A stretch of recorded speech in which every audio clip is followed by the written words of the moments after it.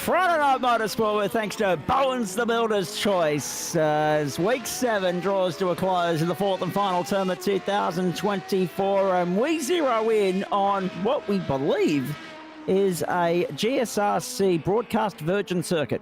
The Circuit de Navarra in Los Acros in Spain, and we are looking forward to what will be a magnificent night of racing here in the DownForce Legends Championship, week 7 of 10, and the Circuit de Navarra, the playground for the next hour or so. A two-race program for us tonight, ladies and gentlemen. Of course, Friday night, just a standalone fixture, not the entree and main course that we're used to, just the main course. It's been that way for a little while. For all the offerings on the platforms of the GSRC, Friday nights are a little bit tamer, just the one offering, but that's the way we like it because the return is an enormous turnout of competitors. 31 cars lining up on the grid tonight. What looks to be a circuit that will throw up some great racing, particularly in these cars. And I must say, it is very nice to be back with you on the platforms of the GSRC on a Friday night for the first time this term. Zach Caban, Joe Baldwin with you, ladies and gentlemen. Nick Fodiatis is here as well, but he'll be in and out of race control. We'll get some insights from him as the evening goes on, I'm sure. As I say, we are here with thanks to all the great people scrolling across the bottom of your screen as per usual, but particularly Bowen's the Builder's Choice. They are the main sponsor of the DownForce Legends, which means Joe Baldwin, Whiskey Business Racing, because that's one of their team sponsors, are out in full force tonight, and one of their regular mainstay performers is a title contender in this championship. Good evening to you. Yeah, good evening, Zach. How are you, mate? Yeah, good evening, everybody. Absolutely. Aidan Luthwaite, he's right up the front there. He's currently sitting in third. We'll actually go and have a look at how the championship's rolling here at the moment. Chris Noble, man, he has been so solid, not only in these, but I believe the Monday night intro race as well. He's pretty solid all round. So he's having a good run of it this season. Stuart Ellis. It's interesting that you say that, actually, because Chris Noble is a proven performer in these DownForce Legend type cars. I mean, but he's also good in Formula V. So absolutely, he's had great runs in Formula V. But the two DownForce Legends series that we've got this term, as we said, one had to be renamed because you can't have two DownForce Legends championships in the same season. It just would look silly. People will get confused. So he is leading the LMP2 Challenge as well, and he's got one hand on that title. He's got a bit stiffer a task ahead of him here. He does, yeah. Stuart Ellis, he's a bit of a phenom in these cars. I got to be honest. They're such a difficult car to drive, as you've probably seen. I think you commented with us a couple of seasons ago when we ran them, and they're so stiffly sprung and they're so different. But Stuart actually, along with Aidan Luthwaite, no, Jackson Dole might have been. Those guys in full reverse grids have gone from last to first in race 2. So I think there's two of them that have done it. Stuart Ellis did it a couple of weeks ago at Knock Hill, I think, from memory. Yep. I'd have to go back through, and Jackson did it last week. And I'll tell you what, crazy stuff. Yeah, Aidan did it last week, sorry. When last to first. So it's... So you're telling me it's doable? It is doable, but there is a caveat there though, Zach. There's always been absolute carnage on lap 1 of race 2 both weeks. So, but it is tied up the top there. Why I'm here. Yeah, that's right. It is tied up the top there, right back through to Adam and Fred. So it's obviously Chris Noble, Stuart Ellis, Aidan Luthwaite, Adam Lavis, Fred Kahn in 5th. Sushi, now you're going to have to get your head around this one. It's Osafune, is how his name's pronounced. Osafune, yeah. Jackson Dole and John Merritt, they're equal in 7th at the moment with Dane Standen. Dan Yeaman, who put in a cracking race last week in race 2. He actually had a really good couple of passes, but and he put in a cracking lap in qualifying now to take pole position as well by 0.024 of a second. They're lining up, Joe. So let's quickly have a look at the circuit and remind everybody of the playground tonight. there is the grid. Daniel Yeaman, Stuart Ellis front row, Chris Noble and Aidan Luthwaite second row, Tyson Broad and Atsushi Osafune the third row, Alex Court, Paul Wood the fourth, Aidan Schultz and Greg Heaney the fifth. Osafune makes it very difficult to roll through these names quicker than I need to for the purpose of the fact that there's a lot of them and they're lining up on the grid. Eli Donaldson and Fred Kahn from row 6, Adam Lavis and Dane Snadden from 7, Ben Woods and Sam Chapman from 8, Jackson Dahl and Brendan Grosh from 9, David Baz on row 10, and he is alongside, of course, Adam Simpson, Sam Katakazinas, Colin Bennett, Scott Jordanson, and Kurt Normanson to take us back to the end of row 12. Gary Cousins, Dane Nofte, Doug Gowans, Eduardo Zamora, Jake Slade, Craig Bond, and Wayne Visser make up this field of 31. The weather conditions on the right-hand side, but let's have a look at the track map very quickly. The long speed circuit here in Spain, Los Arcos, the venue, 3.89 kilometres, 21 degrees the ambient temperature and the track temperature at the moment, 10:19 in the morning European time, and 5 km/h winds in a mostly southerly direction. So a lot to play out here. As we get set for Downforce Legends, we'll be up and away in about half a minute's time. Ladies and gentlemen, the invert is the unknown, but because of how tight this championship is, you don't want to rest on your laurels. You need to put in a strong performance here. It's interesting, though, because even though we've got Ellis Noble and Luthwaite, our 3 championship contenders, 2nd, 3rd and 4th on the grid, we get to that point of the season, Joe Baldwin, where people like Daniel Yeaman can throw their hat into the mix and throw the cat amongst the pigeons. We're looking forward to seeing how this is going to play out tonight, because at this point of the season, there are championship pretenders and contenders and those that can shape and make and break it as well. Round 7, let's go! From Navarra, trouble at the back already! Big one! 3 cars involved. I reckon Bondi was caught up. We'll come back and have a look at that one. That's unfortunate for Bond. One of our newer members. That's it. Jake Slade also on the tow road. Bumpies. Doug Gowan's in trouble. Dane Nofte has opted not to start. So we're down to 30 already, ladies and gentlemen.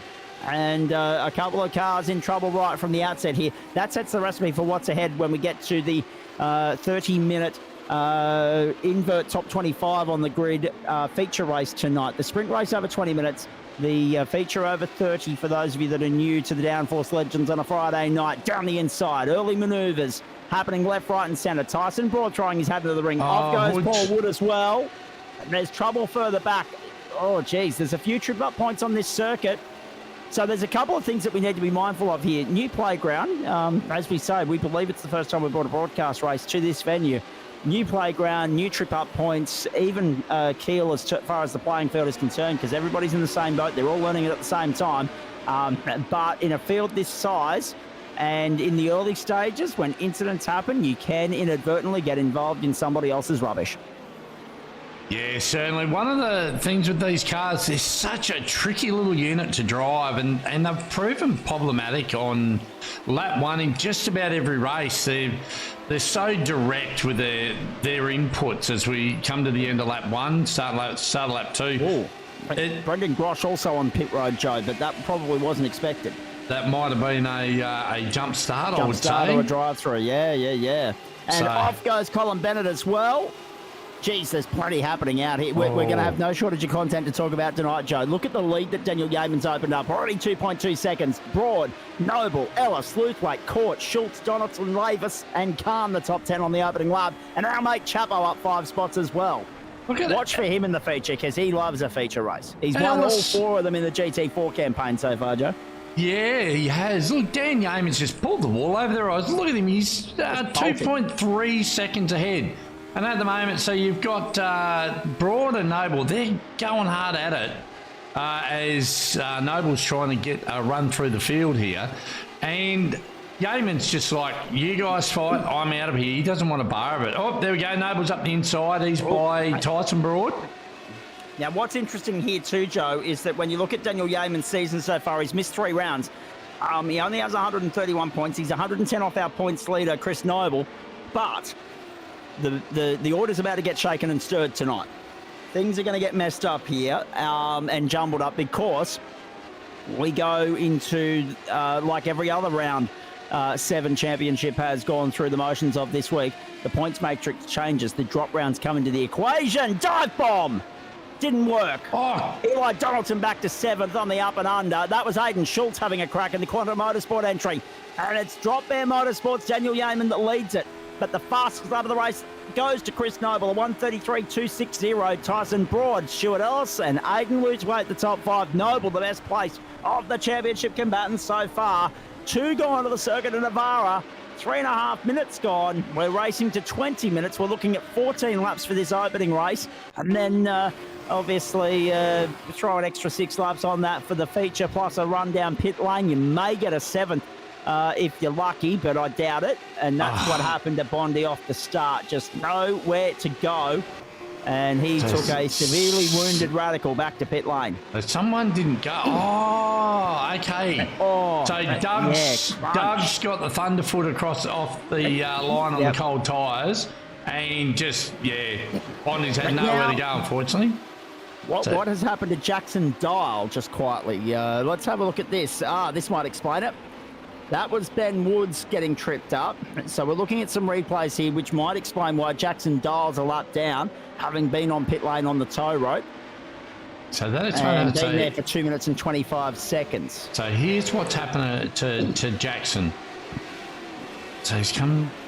So this was the inside. Hang on the infield. One of his own teammates. It was. Tripped him up. We were talking. I reckon that might have been Greg Heaney on the infield, and we were talking about friendly fire last week. Actually, oh no, you're right. It was Heaney. It was Heaney. It was Heaney. Jordison was in there as well. That was Jordison on the outside, I think. You'll find. That was unfortunate. That is unlucky for Jackson Dial. However, it does serve him well for the invert race if he can get himself back into the top 25, which, given the rate of attrition thus far, is doable, but it's going to be very hard from a lap down. He is going to have to rely on retirements and incidents. Tyson Broad, speaking of which, how close do you want it on a Friday night? How good is this in prime time? Ellis has been aggressive. This is the fight between Broad and Ellis, and Luthwaite's in the thick of it as well. Ellis and Luthwaite have a championship to think about. They've got to be tactful here. They've got to be smart. Ellis to the inside, gets by Broad.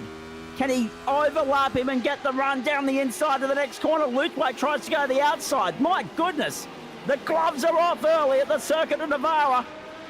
And now Luthwaite with a run. Oh, he wanted to go 3 wide. There was no way that was going to work. That would have ended in severe another overrun. The overlap doesn't work either. Oh, gee, there's a lot going on out there. Luthwaite around the outside to put himself on the inside for the right-hander, to bring them back to the main straight to end lap 4. Yeaman has bolted. It will be Yeaman, Noble, Broad, now Luthwaite and Ellis the top 5. And Chris Noble's a very comfortable second at the moment, as we say. Nick Fodiatis has joined us in the commentary box, but he's not in a position to talk to us at the moment. So he's dealing with an incident in race control. This might be it, David Baz. Oh dear. Oh, just throttled up. All on his own.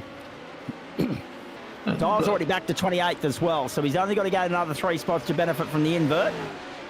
Doug Gowans has been to pit lane. Craig Bondi's somewhat soldiering on. I don't know how, with how damaged his race car is, I must say. And I'm going to say, I'm going to take your V's and raise you some radicals, mate. This is some awesome racing. I'm going to agree with you at the moment, but that's only because you haven't put the V's on the table for far too long, Joe. Yeah, hey, wait till we get to race 2. You'll need you might need a soother or 2 by the end of that one. Oh, absolutely. Speaking of which, I just reminded myself I've got a glass of soft drink alongside me. I probably need to go and swap it for the lime cordial. I'll get that shortly. In the meantime, Aidan Lutzwaite is sitting 4th. Sam Katakazinas and Ben Woods in a good scrap over 15th at the moment. But in the meantime, we continue to watch. There they are. Katakazinas on the inside and Woods to the outside. Woods now on the inside. And inviting himself into that fight here are both Adam Simpson and David Baz. Kurt Nominson as well. Nick Fodiatis does join us from Race Control. Good evening. Good evening, Zach. How are you? I'm very well.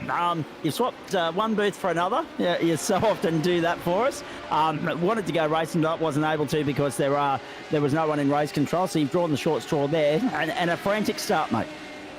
Yeah, frantic start. There were some incidents, unfortunately, in parts of the track do disappear as we see. Wow, what a move. Yeah, loose weight. Set it up nicely. Oh, Oh. contact. Hip and shoulder on the exit. Fair play. Oh, no, maybe not. That has upset the Tyson Broad entry marginally, momentarily. Little bit of a bobble for him. It has allowed Stuart Ellis to go through to fourth. There might be something to investigate there for race control. Keep going, Nick, sorry. Yeah, oh look, no, nothing has been reported other than somebody passing under yellow, which I laid the law at the start. I said, guys, you've all been really good, except for passing under yellows.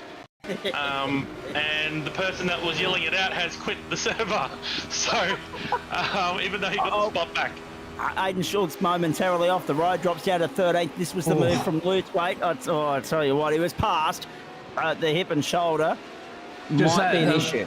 That little hip and shoulder bump just unsettled Broad right as he would have been getting on the brakes. So Tyson's probably lucky. He kind of got away with it there after the bump. By keeping car under control would have been very, very easy to spear off. Indeed. This is Aiden Luthwaite now in third.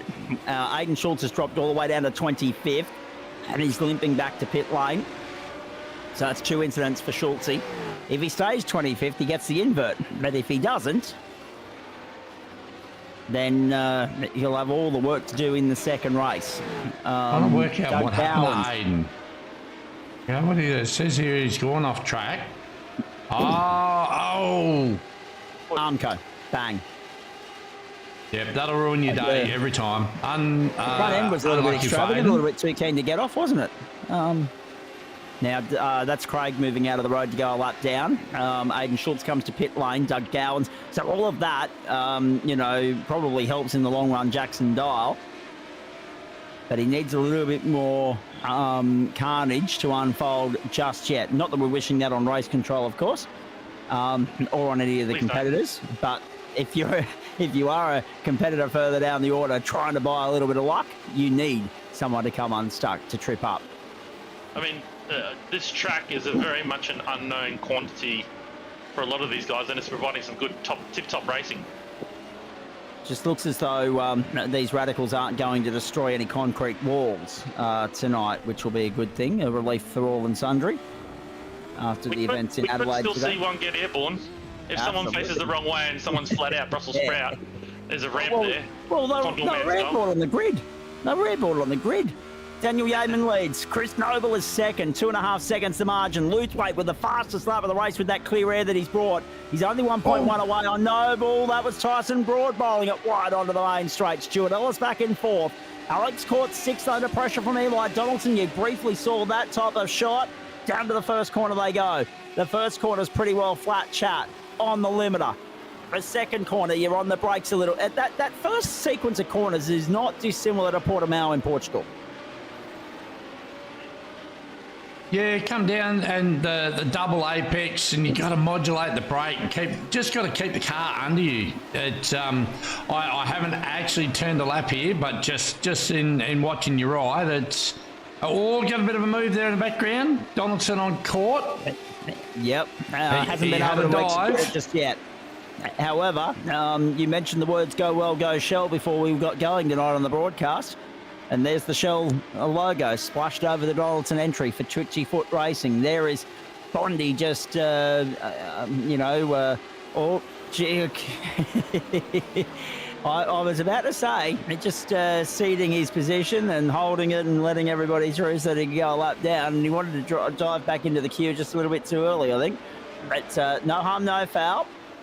No incidents there. There's Paul Wood in 13th place at the moment, having a good run, although could have been better. He's down 5 spots, but at least he's still out there. No damage to note just yet. Big movers include Eli Donaldson, Fred Kahn, Adam Lavis all up 4 spots. Sam Chapman up 6. 5 for Adam Simpson and Sam Katakazina. 6 for Curtin Nommenson, Gary Cousins, and 8 for Eduardo Zamora at the moment. Greg Heaney down 11. And down 10 for Jackson Dial. He's back to 27th. 2 to go. Aiden Schultz still sitting on pit lane. And has been for 2.5 minutes. Wayne Visser, the only retirement so far, and Dane Noftiff, the non-starter. So 29 still in the server, 28 still on the racetrack. This is Doug Gowans. We're 13. Wow, geez, that went quick. 13 minutes in. Yeah. to this opening race. Ooh, hello. That Hello. really crept up on us. We got a bit of a battle up the front here. Aidan Luthwaite is all over Noble like a cheap suit at the moment. He's caught him up. Yep. So Tick that one off your bingo card, folks. Normally that's one of my lines, but Joe's... I'll add mine in. Luthwaite's had his wheat bix this morning. He's going like a rat up a drain pipe. Yep. Oh, and then he'll Noble's get his wide. chance here as well. Noble's wide. That opens the door beautifully for Aidan Luthwaite. Whiskey, business to second. Just a slight bobble. A little bit of pressure from Luthwaite on Noble. Noble runs it wide and Luthwaite takes the first invitation. Wheat bix coming through. So then, And look at Stuart Ellis as well. He's there. He's there. yeah, He's and with so these guys now. yeah, Noble, Ellis, and Luthwaite. These are the guys that are battling for the top three with a split of 23 points up at the top of the table. So every single position's going to count when we get down to like the final race in week 10, which is at a mystery round, which hasn't been released yet. Nick's kept that one underneath the peak of his cap. He will, I'm not sure when he plans on letting them know, but it's certainly, I know where it is, and it's going to make for a cracking night of racing. But I'm going to hazard a guess that it's not Sebring. We'll do it tonight, Joe. we'll tell them tonight, all right? We can do that. All right, copy that. And we'll And no, let, it's not Southern Florida in the Everglades. No. Daniel Yeaman leads on lap 10, boys, and there'll be 4 to go at the line. Yeaman in control of this one from Luthwaite, Noble, and Ellis. But look at Sam Chapman trying to get his way to the top 10. His target is Dane Snadden. Side by side they go. Chapman tucks back in. Now the weaving and the darting and the zarting starts here. The zigging, the zagging. Jackson Dial is closing in on Craig Bond. That'll be for 26th. That's 10.7 seconds at the moment, but Bondi has decided to finally come to pit lane and get the damage fixed. So the only advantage for Jackson is that he's about 2 seconds quicker than Bond at the moment. And off, wide, off the road. Didn't get the off-track alert. Missed who it was. But Dane Snadden still holding off Sam Chapman here. Their next target is Adam Lavis. If they can latch on, he's 2 seconds up the road. Still a three-way fight for second at the moment. Court is in 6th place. He, Donaldson, Khan, all out on their lonesome at the moment. Adam Lavis under pressure here. 0.8 of a second to Dane Snadden. This is what happened to Jake Slade. A little bit that's of a weird one. Just got in there. It's just carried too much brake into the apex, I think. So a little bit of a tip of the hat to America with the livery, the red, white, blue. Have a look at that. Or the Sydney Roosters, one or the other. I'm not sure. Scott. Oh, Jordan. Scott copied him. Oh, there's Gowans. Okay, we got a car park. Sympathy. Yeah, that was Gowans. Yep. Now, Aidan Schultz still sitting on pit lane. Jackson Dial has got by Craig Bond. Ellis Has all over gone Noble. to 26th. Noble under pressure now. For the second time in 3 laps. Luthwaite got by. Now Ellis will have his chance. Luthwaite's bolted. He's more than a second clear. Ellis will want to go with Luthwaite here. Remembering the equation, folks. Luthwaite needs to keep Noble and Ellis at bay. He's furthest back in the fight. 23 points covers the 3. 7 points covers the 2 on screen at the moment in the favour of the car in second, Chris Noble.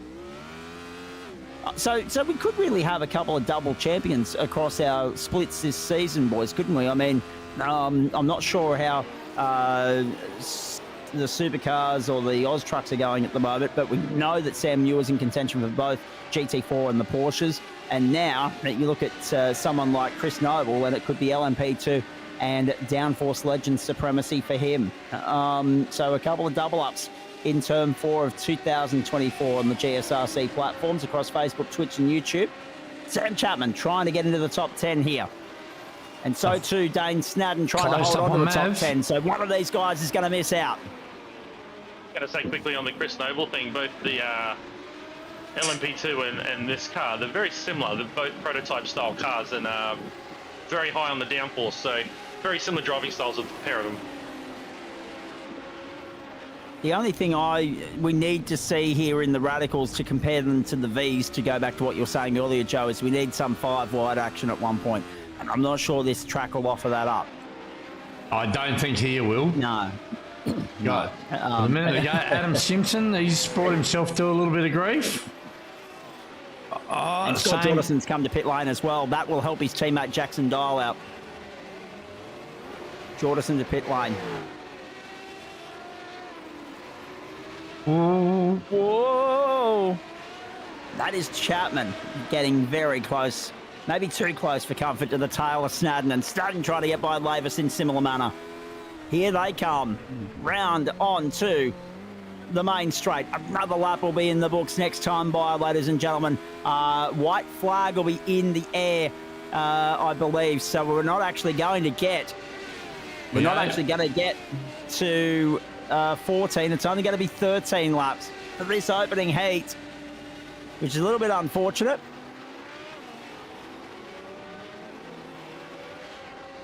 Dan Yeaman coming around the back. He's certainly got a clean pair of heels. Just over 3 seconds outside of Aidan Luthwaite. Chris Noble in third.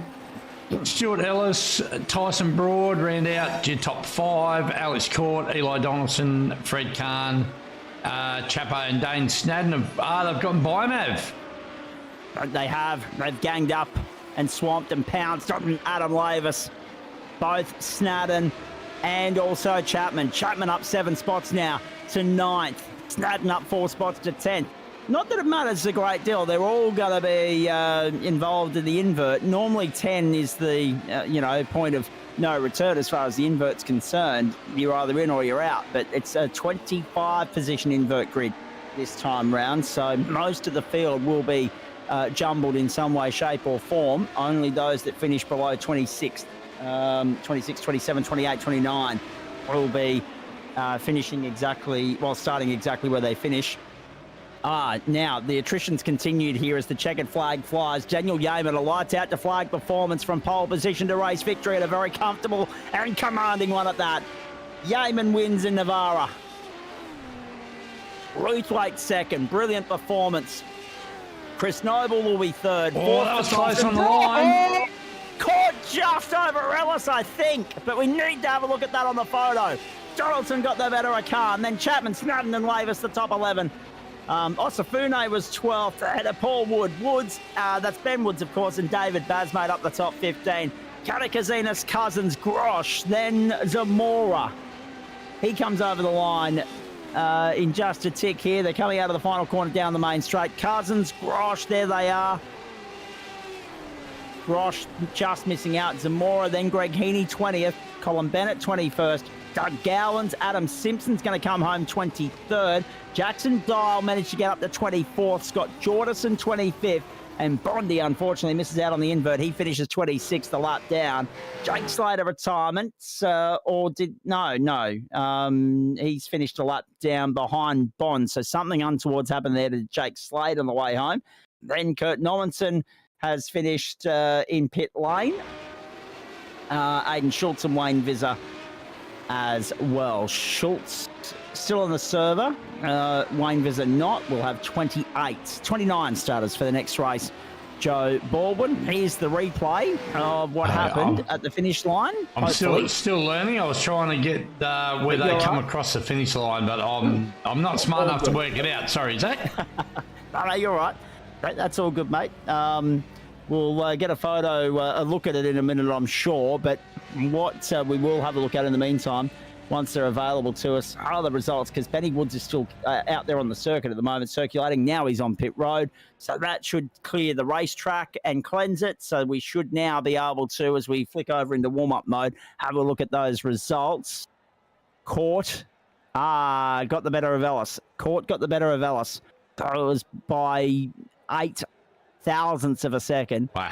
That's extraordinary. And then Donaldson back there in 7th, Kahn, Chapman and Snadden. We knew all of that. The winner of the invert, I believe, if we go over the page just quickly, Joe, was Scott Jordasen. So it's whiskey business front row.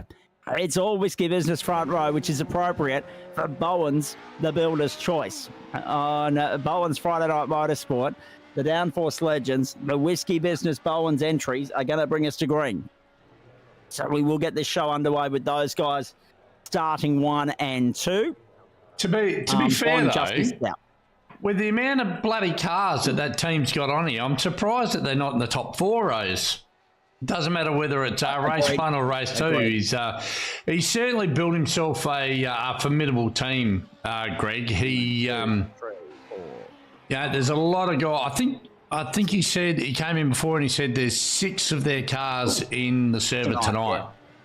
So and we know there are a lot more than that, and the negotiations and the recruitment drivers continued throughout the course of Turn 4. Yeah, absolutely, and I have no doubt at all that it's going to get bigger and bigger. I mean, we all remember the Stone Cold boys from a couple of years ago. They grew and grew to the point where I think they ended up starting up their own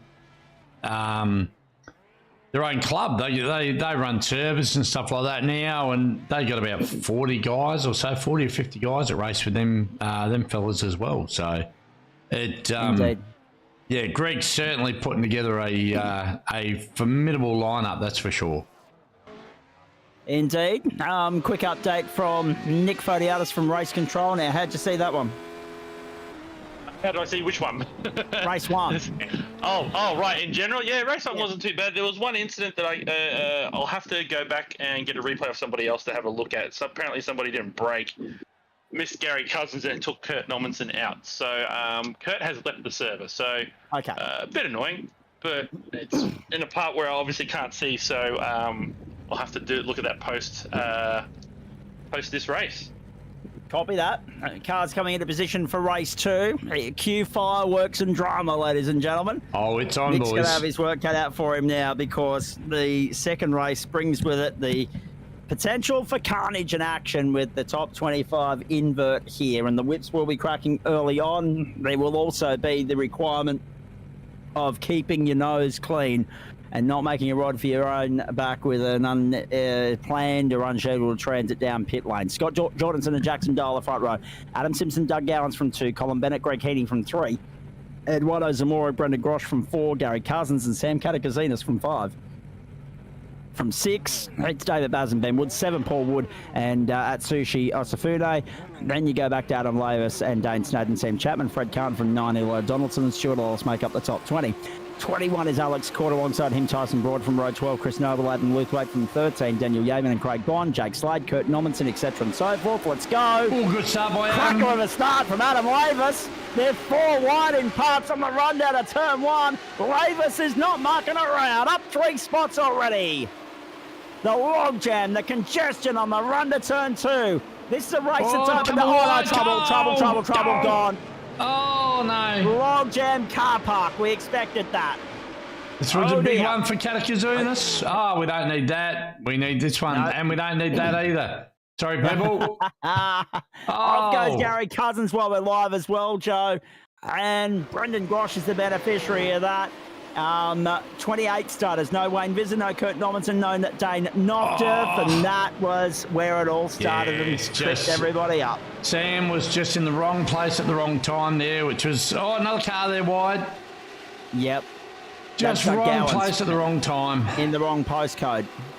Doug slips down to 23rd, and Craig Bonds jumped up. Bondy starting 26. Oh, trouble. Alex Court in the gravel. That's his charge, tripped up and undone. And even then, there's more. That's Aiden Schultz as well. Oh, Mav's been involved. involved. Off the road. Gary Cousins to pit road. Adam Lavis has been caught up. Ooh, Adam's on it. Oh, someone's no brakes. Dive bombed. Bang. See you later. Poor old Adam Lavis can't take a trick. Bondy's up 9 spots in all of that. That is ridiculous. Oh. Craig Bond up 14 spots to 12th on the opening lap. Bang, Greg Heaney poleaxed.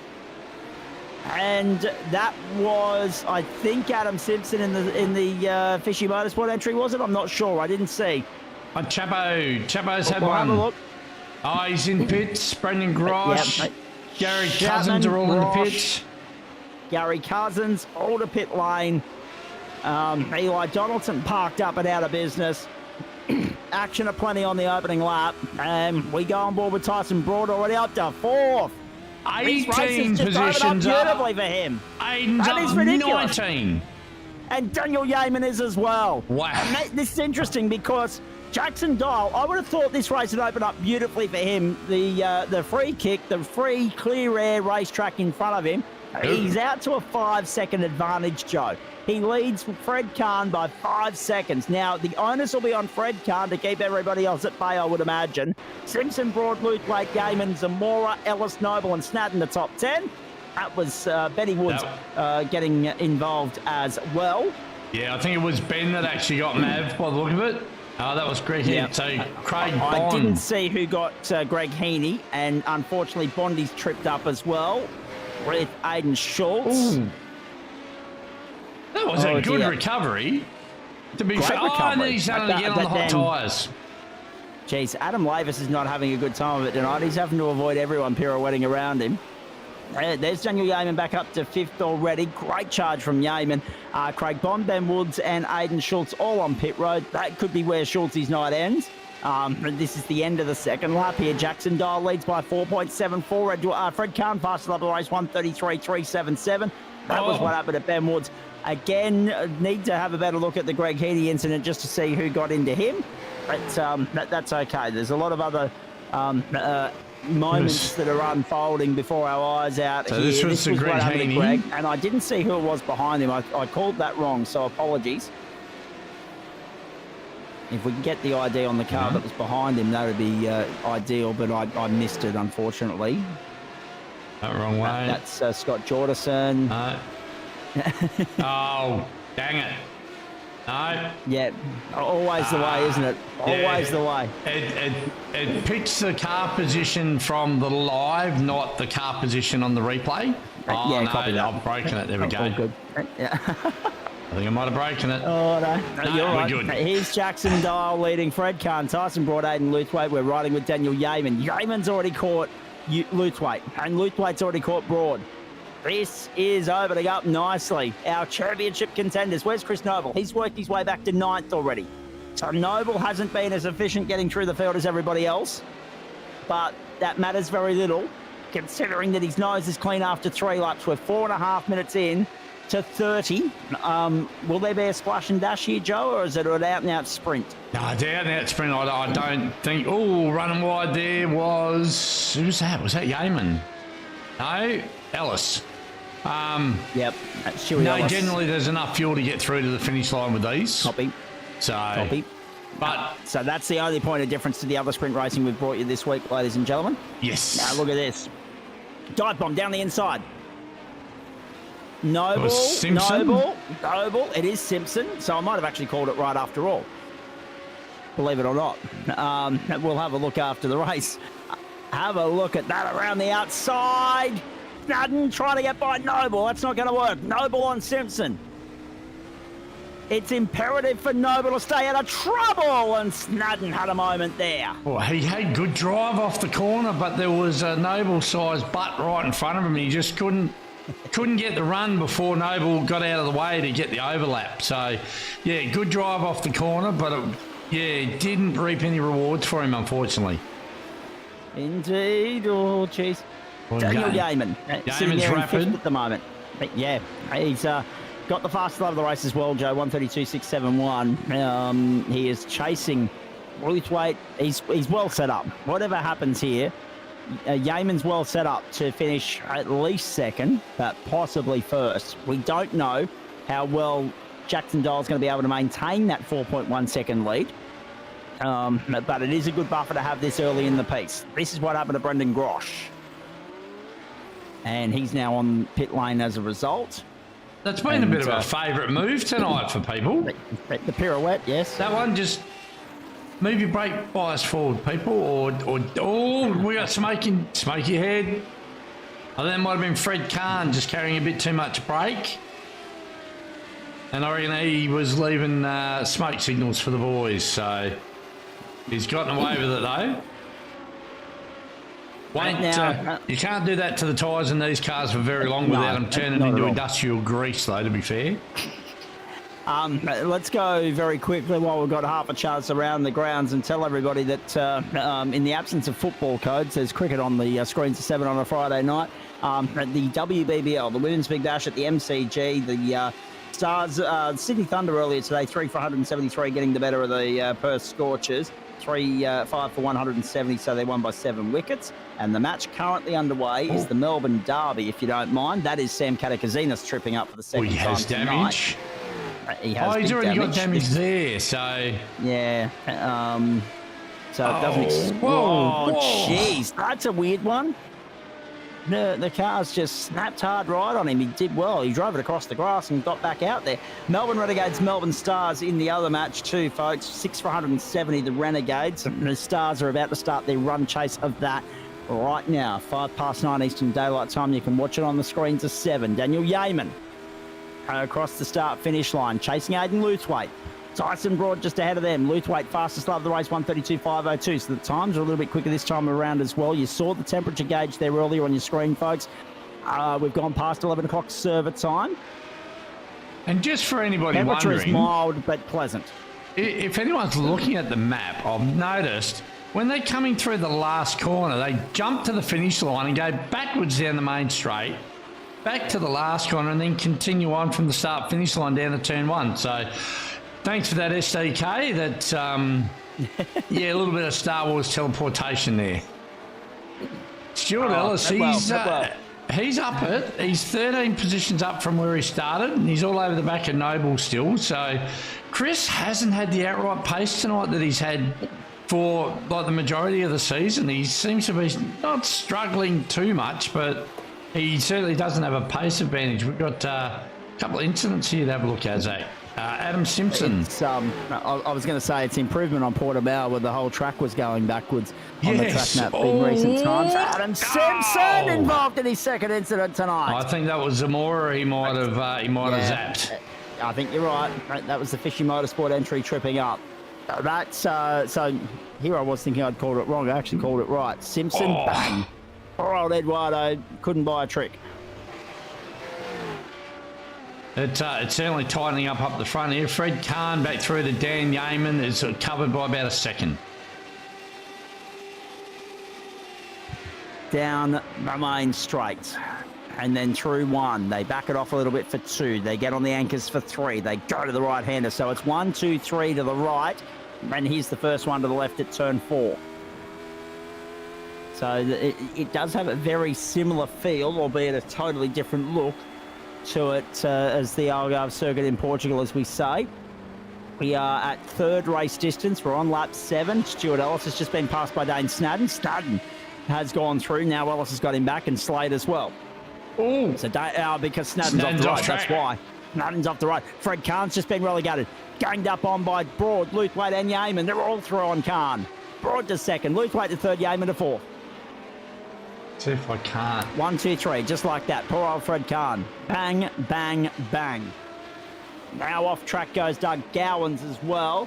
We've already seen some pit lane activity. Gary Cousins, Craig Bond, Eduardo Zamora. Brendan Grosh is out of business. So too Ben Woods, Aidan Schultz and Eli Donaldson. This is what happened when Tyson Broad put the dive bomb on Fred Kahn. Oh, the hip and shoulder is why. Little bit of hippies. That's exactly why. The other two were able to benefit so quickly and efficiently and promptly. Down onto the main straight we go again. Daniel Yeaman sitting there in 4th place at the moment. Fred Kahn, Chris Noble, Jake Slade, Stuart Ellis. And then Tushi Yasafune and then Dane Snadden making up the top 10. 1, 2, 3, 4 Whiskey Business entries in the top 10 at the moment. Greg Heaney's going to be a very happy team boss in the Whiskey Business post-race show once we're done here. Bit of a battle pack going on back here for the back end of the top 15. So Adam Simpson might have caused himself another little bit of grief on lap 7. I bet you this is another braking and turning incident. Yep, there it is. Every day of the week. Oh, it's so many guys have been tripped up by that tonight. You've got to... If you do it once, shame on you. Do it twice, shame on me. You've got to adjust your brake bias to trail brake with these cars, especially. And we've discussed it before. Like they're high downforce, aero dependent cars, but when you get them down into those slower corners, you've got to adapt. Oh no, Stuart Ellis, what's happened to Stuart? One of our championship contenders, Joe. He's plummeted down. Oh, a bit of touchy. Uh-oh. Oh, who got him? Oh, that's unlucky. And Messi as well. So that's, yeah, I'm not sure who it was that touched him. Colin Bennett, I think. They might have been Colin Bennett. That does Give him look right. No. With regards to the colour of the car, but certainly not the right car, no. We'll try and work it out. In the meantime, Adam Lavis back there in 13th at the moment, and Simpson drops down out of the business. He's parked up and done, and that was 3 strikes and you're out essentially for him because that was his 3rd incident of the race. Bondi's still out there persevering. Long list of retirements forming here already. 4, maybe 5 now. We'll wait and see. Zamora will try and get back out on the circuit. Bondi's out there still. Stuart Ellis has now parked up too. I think Stuart, actually, can we just get a double check on that? I think Stuart Ellis has parked up. He has. Stuart Ellis on the tow rope and parked up. Wowee. It was a sushi. Was Osafune. Yeah, it was too. There it was. And there's the rear end gone. And then Stuart Ellis done. So he's gone off track again. Yeaman's just got by Luthwaite as well. Whilst we're looking at those replays, Yeaman has got by Luthwaite. Stuart Ellis off the road, and he's towed from there and said, that's it, I've had a gutful. And that is unfortunate for him. Yeaman gets by Luthwaite. They're chasing Broad. We're back live now. And they're trying to track down Jackson Dial. 4.5 the margin in favour of Dial. Here's We're not move. quite at half race distance. We're Here's a the minute move. away from halfway. Oh. Luthwaite's gone deep. Clean move for Yeaman there. Aiden basically opened the door and went, make your way through, son. Thanks for coming. Oh dear. See? That's unfortunate for Luthwaite, but still plenty of time to redeem it. It is a gentleman's sim racing club for a reason. Correct. If you're going to give up a top 3, you know. Yeah. And let's be honest, with Ellis out of the picture, Noble in 6th, Luthwaite doesn't have to necessarily worry about Broad or Yeaman or his teammate Dial. He's still the best place to the championship contenders at the moment. We know that Ellis is parked up and done.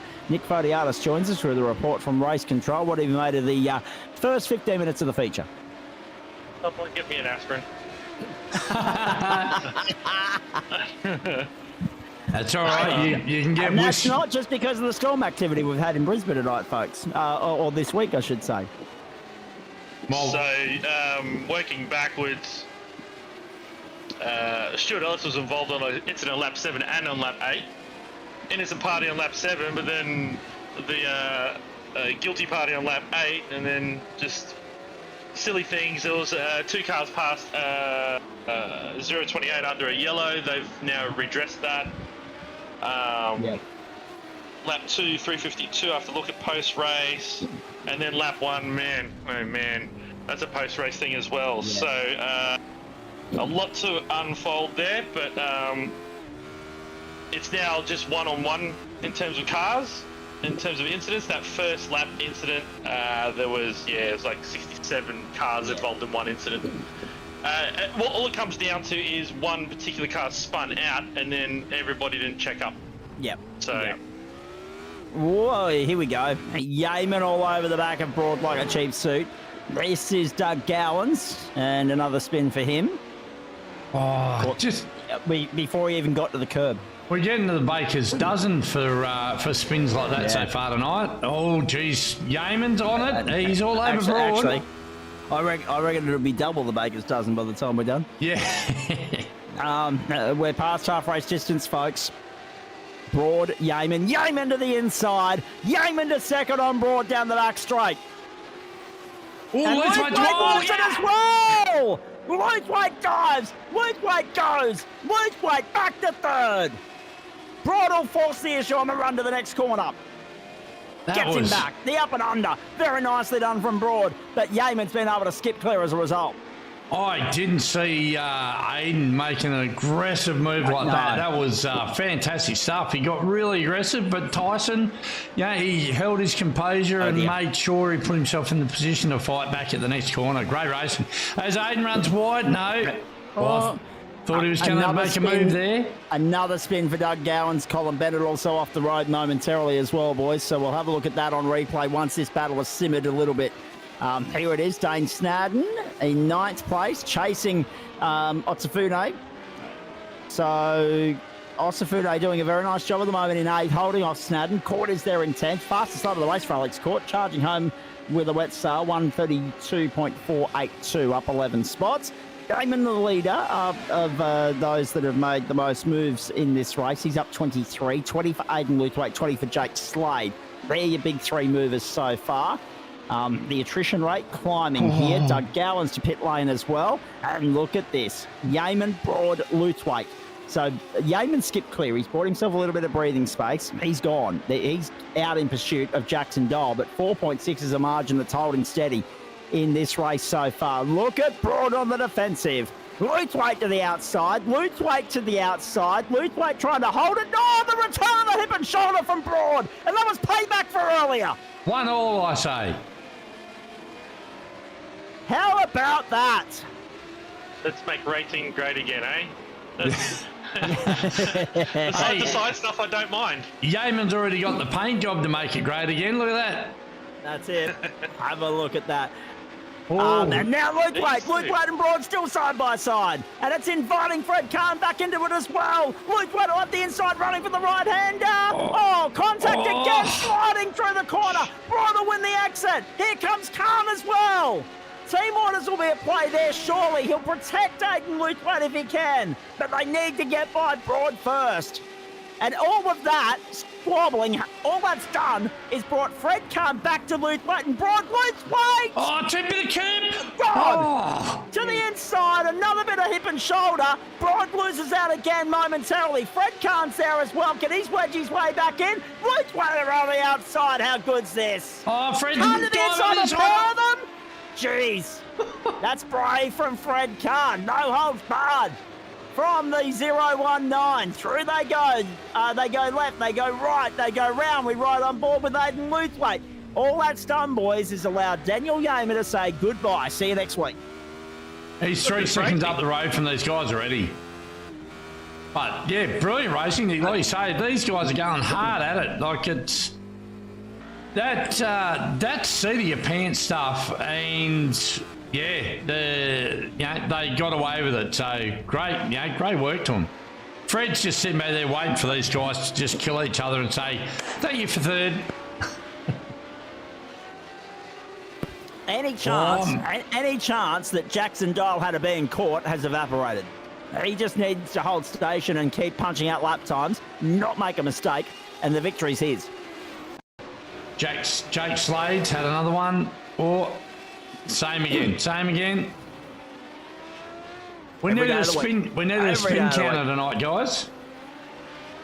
Oh, Sam Katachizunas has just come to grief. You have a spin. Everybody have a spin. I feel like I'm John Bloody Burgess at the moment. Might want to get back to live pictures, Joe. Turn 1 now. Have a look. Look at this. Luthwaite has got by Broad. Luthwaite is still by Broad, and Fred Kahn's still there hovering. Chris Noble, fastest lap of the race, 132.214. But how can you take your eyes off this battle for third? Snadden's finally got by Otsufune as well. Snadden to 7th. Whiskey Business Racing entries run 1, 3, 5 and 7 at the moment. Who had that on their bingo card tonight? 21 minutes gone, 9 to go. We're on lap 14. We're heading for somewhere in the vicinity of 18, 19 laps here. We won't get to, or we might get to 20. We'll wait and see. Look at that, Broad. Luthwaite had the door firmly shut and slammed in his face. But Broad wasn't having a bar of it. There's a little bit of redress now from from Tyson Broad. Fred Kahn's had to go through. Paul Wood's off the road as well. Now Kahn's gone. Broad got into the side of him. Noble goes through unimpeded. Luthwaite's still there thinking he's entitled to a redress from Broad. Now he lets him go. There it is. Very nicely done. It's a bit hard when there's 2 of them. Now that Fred Kahn's seen himself out, was there a touch? Was there a bit of touch here? I reckon there was. Bang. Oh, jeepers. Ever so slight. That's, yeah. What a good bit of car control from Aidan Luthwaite, though. Absolutely. Dial leads Yaman, Luthwaite, Broad, then Noble, Khan and Snadden. So it's 1, 3, 6 and 7 now for the Whiskey Business entries. All sponsored by the broadcast sponsor, of course, and the series sponsor, Bowens the Builder's Choice. The blue and yellow is everywhere, shining brightly tonight at the Navarra circuit in Spain. The retirement list has grown. Adam Simpson out, Stuart Ellis, Eduardo Zamora, Brendan Grosh, Ben Woods, Aidan Schultz and Eli Donaldson all done. Joining Normanton and Vizor in retirement from race 1 and Nofta for non-starter. This is Paul Wooden. What happened to him? Uh-oh. Same again. Underfoot. Fred Since when did Radicals do Porsche what's things Fred so done? regularly?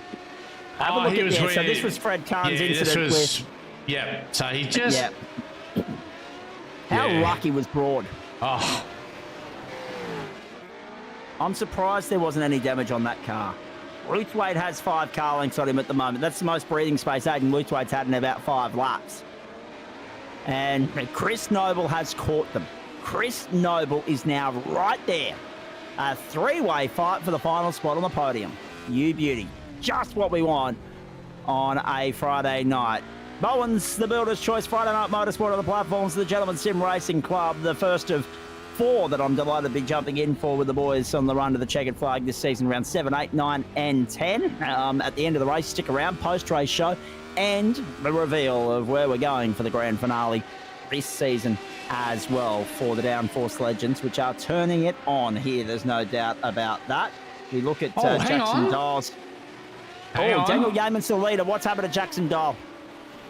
What has happened to Jackson Dial? He's second, but what the hell has happened? Jackson Dial's gone off track. He's lost the unlosable. No. He had this in complete and utter control until there. Oh. Even the race leader can't escape. And there goes Yaman. The main talking point of the narrative tonight, and that is the slip and slide effect of these cars on this circuit. I've never seen anything quite like it. There has been so much slip and slide happen tonight. Chapo slipped by Baz for 13th.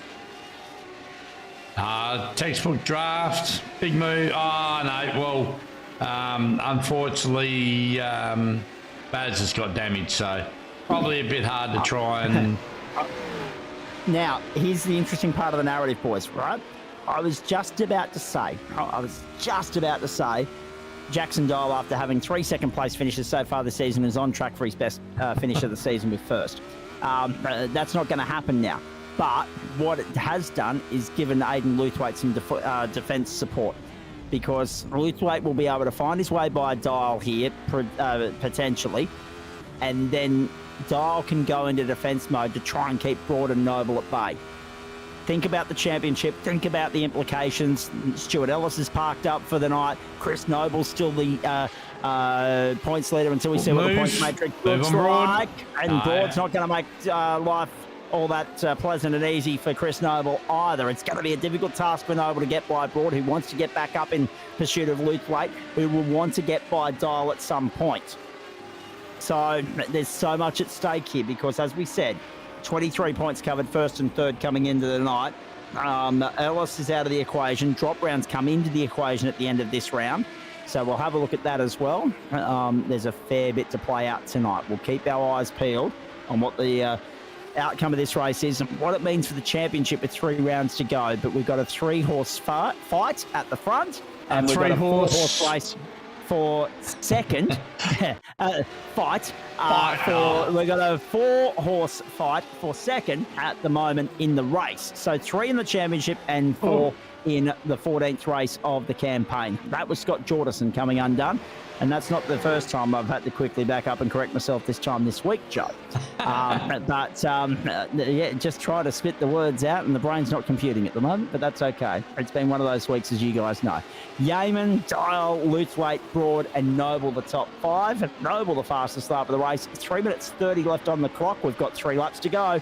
They will get 20 in this race. We will do a bit of overtime for the privilege, but they will get 3 laps because they got back to the line before that 3-minute threshold.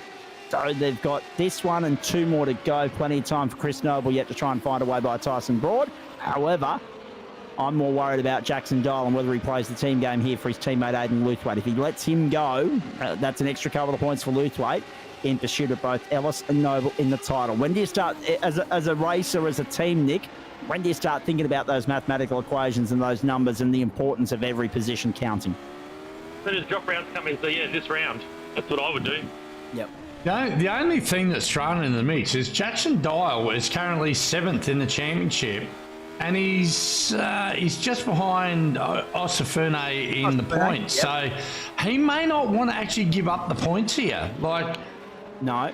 Yeah, although we've all been racers, and we all know, as Nick knows, racers can be very selfish when it comes to things like that. So whilst it's a team sport, it's also very much an individual one. But looks like Aiden's probably not going to give him much of a chance to dispute it right about now. So Aiden's made his move.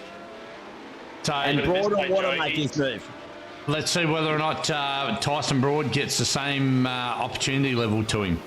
I don't think he'll get the same courtesy from Jackson Dial, just quietly. And in relation to Osafune, Dial has still got ground on him in this race, but did lose out big time last race. Started finished 25th.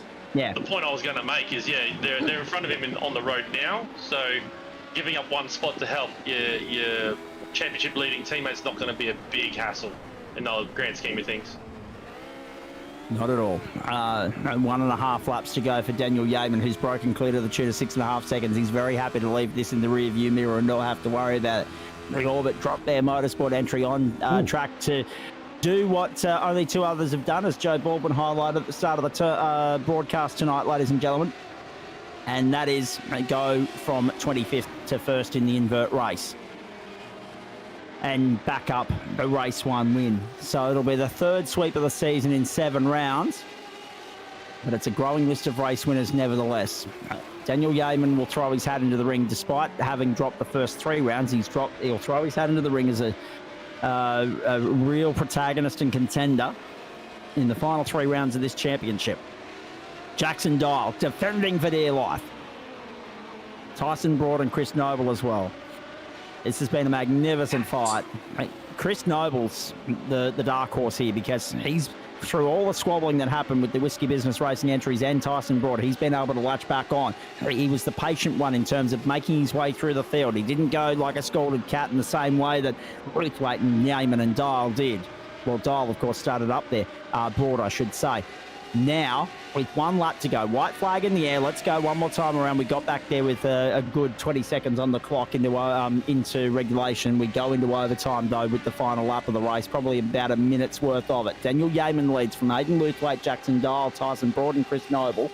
Noble's closing in on Broad, Broad closing in on Dial. Who is the first to make a move here? Who's the brave one amongst the trio here?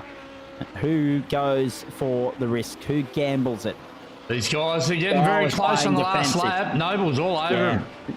Dial's trying to defend. I don't think it's going to work for much longer. Broad to the inside. Broad to 3rd. Down the inside of Dial. Beautifully done. Noble will try and capitalise on this one as well. Couldn't.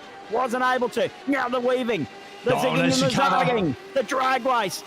Broad on the defensive. Noble to the outside. Couldn't get it done. Dial goes right on the outside. Contact and gone. But he saved it. He held it. Noble will get by. Broad is there as well. Was that fair play, or has Broad got a case to answer for? We'll wait and see. Well done to Jackson Dial. He held them off as long as he could. He's done the right thing by his teammate Aiden Luthwaite, because they're not going to catch him. Speaking of people they're not going to catch tonight, Daniel Yeaman, ladies and gentlemen, to the last corner, to the checkered flag, to the double up on a Friday night. Daniel Yeaman for Orbit Drop Bear Motorsport gets the job done in round 7 of the Bowens DownForce Legends Championship of the platforms of the Gentleman Sim Racing Club, and sweeps it at Circuit de Navarra. Ruthwaite 2nd, Broad 3rd, Noble Dial the top 5. Fred Kahn, Dane Snadden coming through. Then Alex Court at Sushi Osafune will be 9th, and Jake Slade rounds out the top 10. Boy, the winning margin was 5.7 for Yeaman.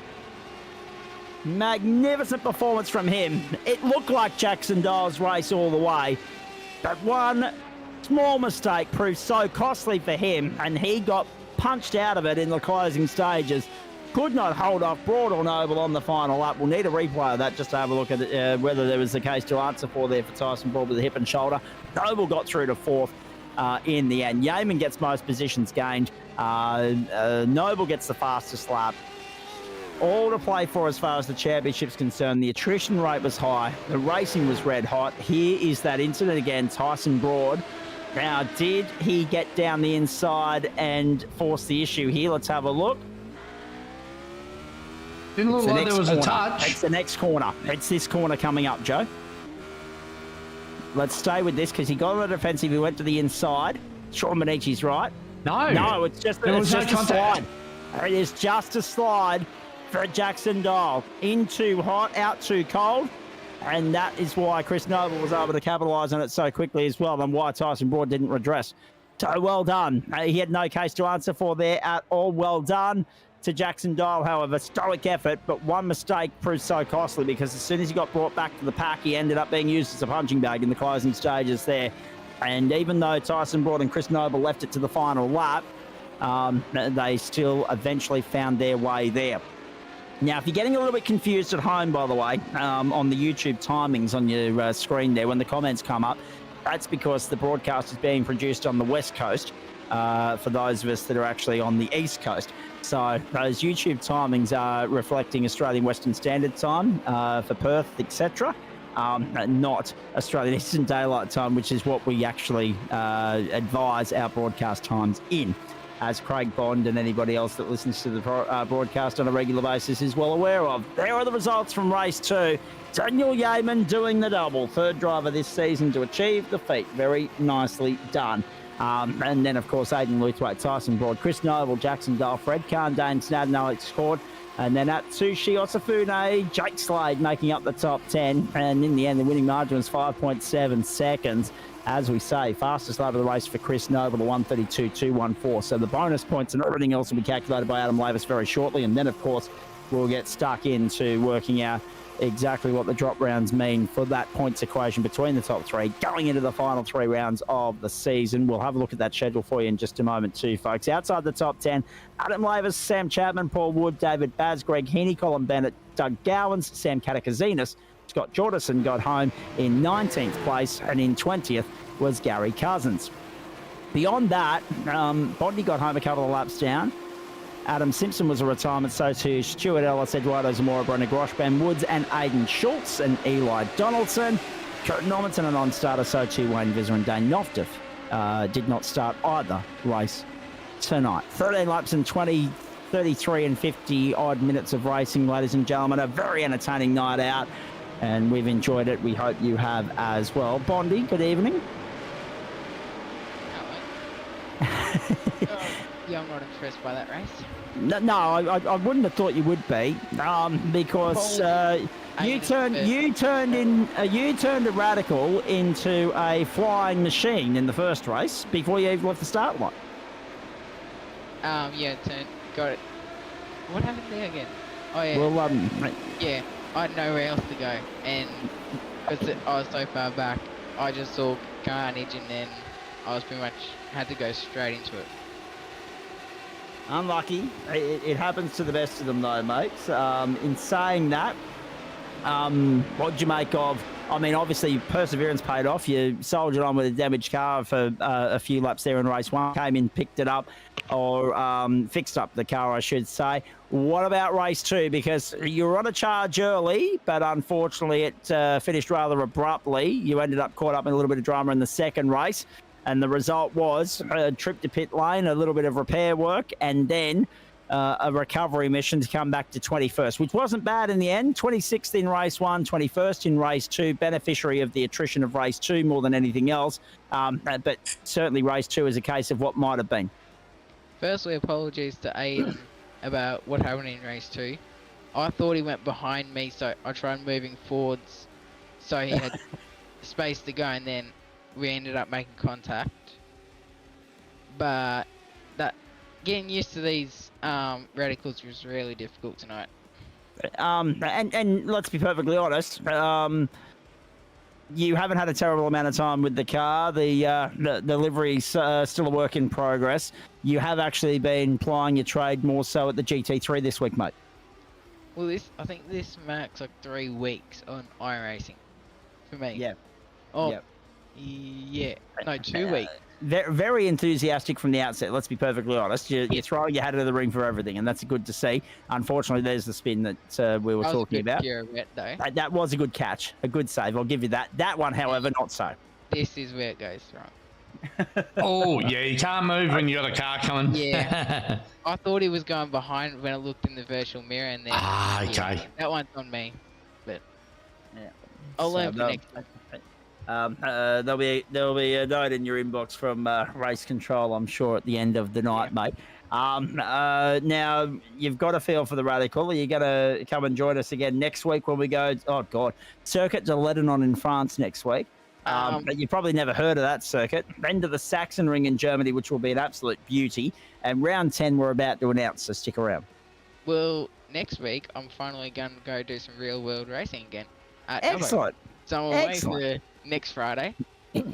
So Thursday's my last night for next week. So in other words, you're chucking your sickie from school on Friday? Yeah. Yeah, very good. Leaving right early and then going to Dubbo to race some of the team members and watch some of the team members and catch up with them. Very nicely done. And I wish I could be there, but I'll be here in the broadcast booth. I'm sure I'll be hearing all about it from Dubbo, though, and looking forward to following the progress. Here you are on screen again. Nice that you were able to at least carry on with it, mate. I mean, it wasn't easy. You finished a couple of laps down, but at least you saw it through. Well, I didn't want to look like a crappy person for quitting so early on, so I'm like, I'll stick around, do it, and then I'll go do feature practice afterwards. That'll get back. Don't worry about that. That'll get back. This was like a last minute decision, like midway through one of the races last night. I'm like, I might do radicals because it's free crap. And the car's free. And then you said in post race, Sean, I'm like, if he said it, I can't do it now. So that's it. That's it. Very nice. Hey, it's always nice to have you here. You are more than welcome anytime. Do stick around because very shortly, Joe Baldwin and Nick Fodiatis, we'll wait for Nick to rejoin us in the Combox, Joe.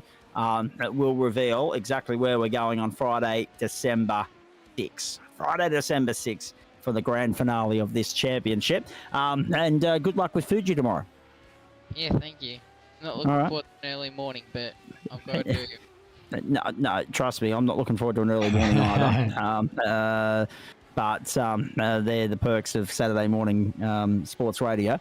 And then at least the reward for me is a weekend off after that, and the first one in quite some time. Thank you, mate. Appreciate that. We'll press on here. We've got the...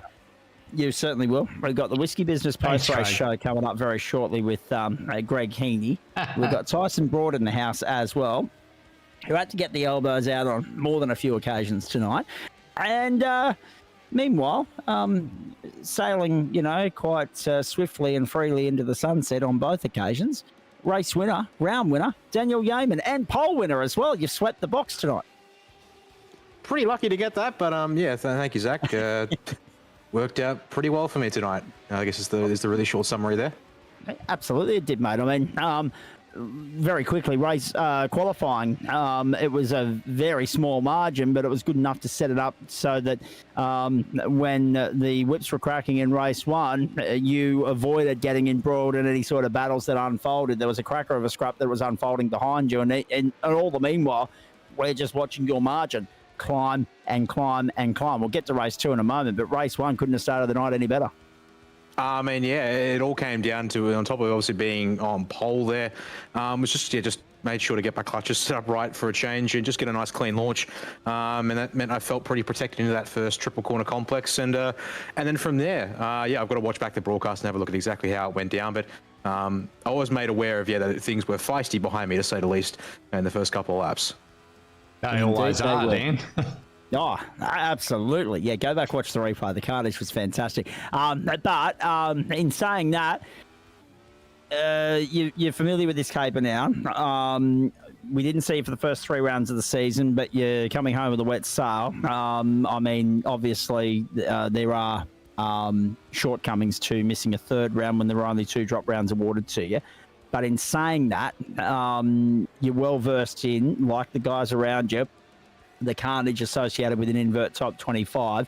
how do you keep your wits about you on the opening lap when there's 15 things happening and you've only got one rearview mirror?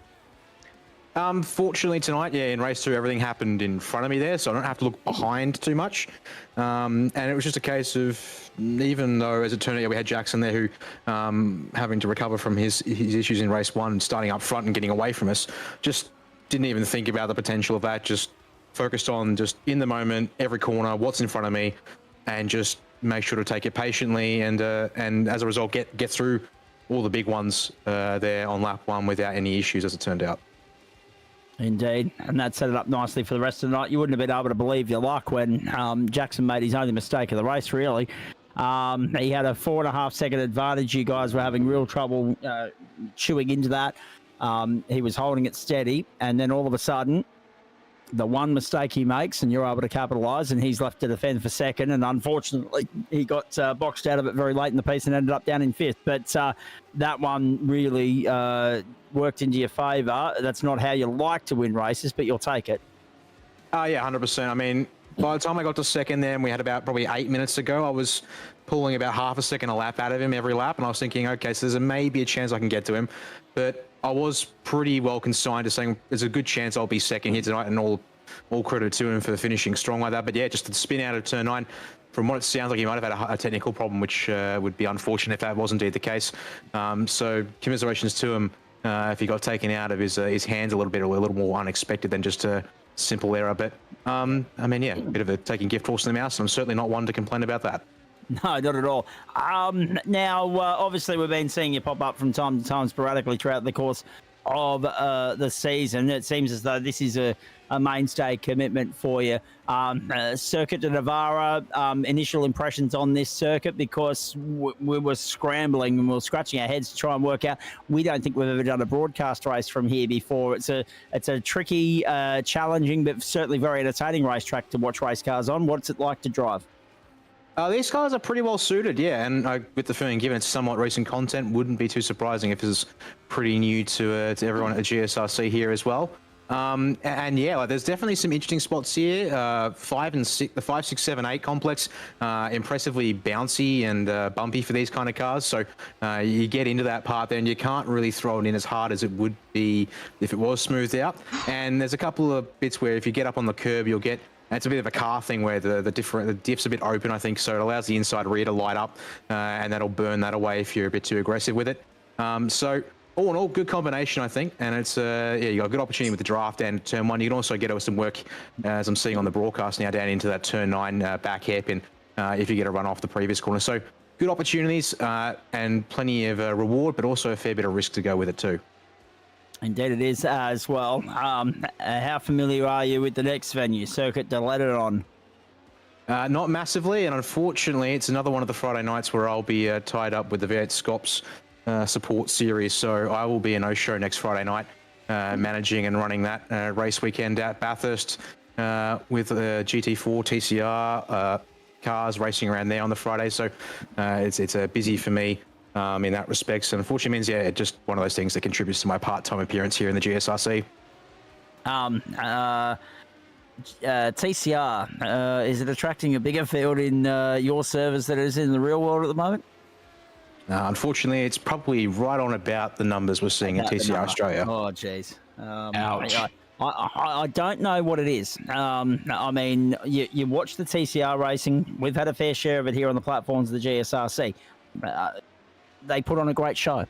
I don't know what it is. Maybe it's a case of not enough drivers for too many categories. I don't really know what it is, but it's just unfortunate. Apart from obviously the COVID pandemic, what else is the excuse for the fact that it had a lot of momentum at the end of 2019, and within 5 years, it's struggling to attract any sort of numbers and traffic. But that is motorsport.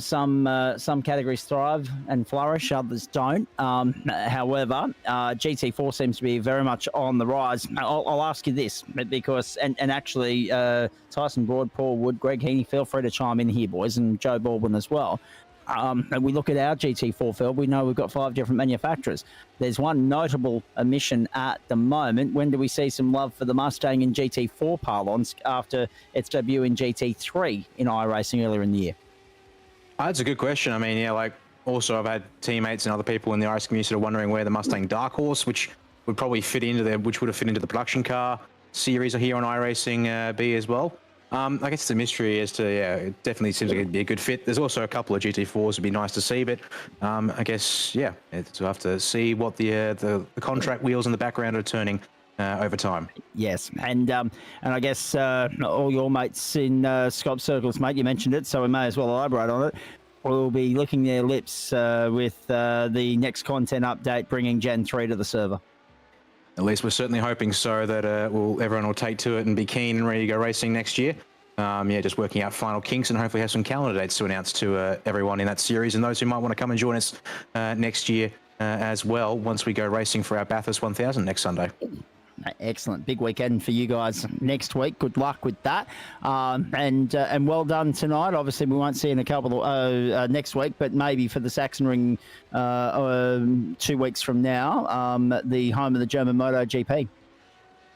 Yep, the schedule should be wide open in 2 weeks' time, and that would be a good way to get some more racing in here. And haven't actually raced competitively at the Sachsenring before, but got that track on release time and enjoyed some occasional practice laps around there. So good to see how these kind of radicals would go around there.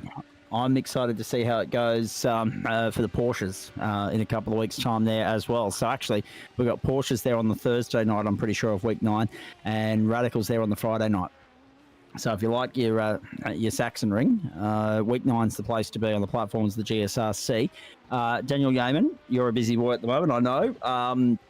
Thank you for dropping on by and having a chat to us, mate. Well done on the double tonight. Third driver in as many weeks to double up on a Friday night in the DownForce Legends with thanks to Bowens, the builder's choice. Of course, Stuart Ellis and Aidan Luthwaite, the other two in round 5 and 6 respectively. We'll get to Greg Heaney on that in just a moment. But one thing I will ask you now, and this is the last question on your way out the door.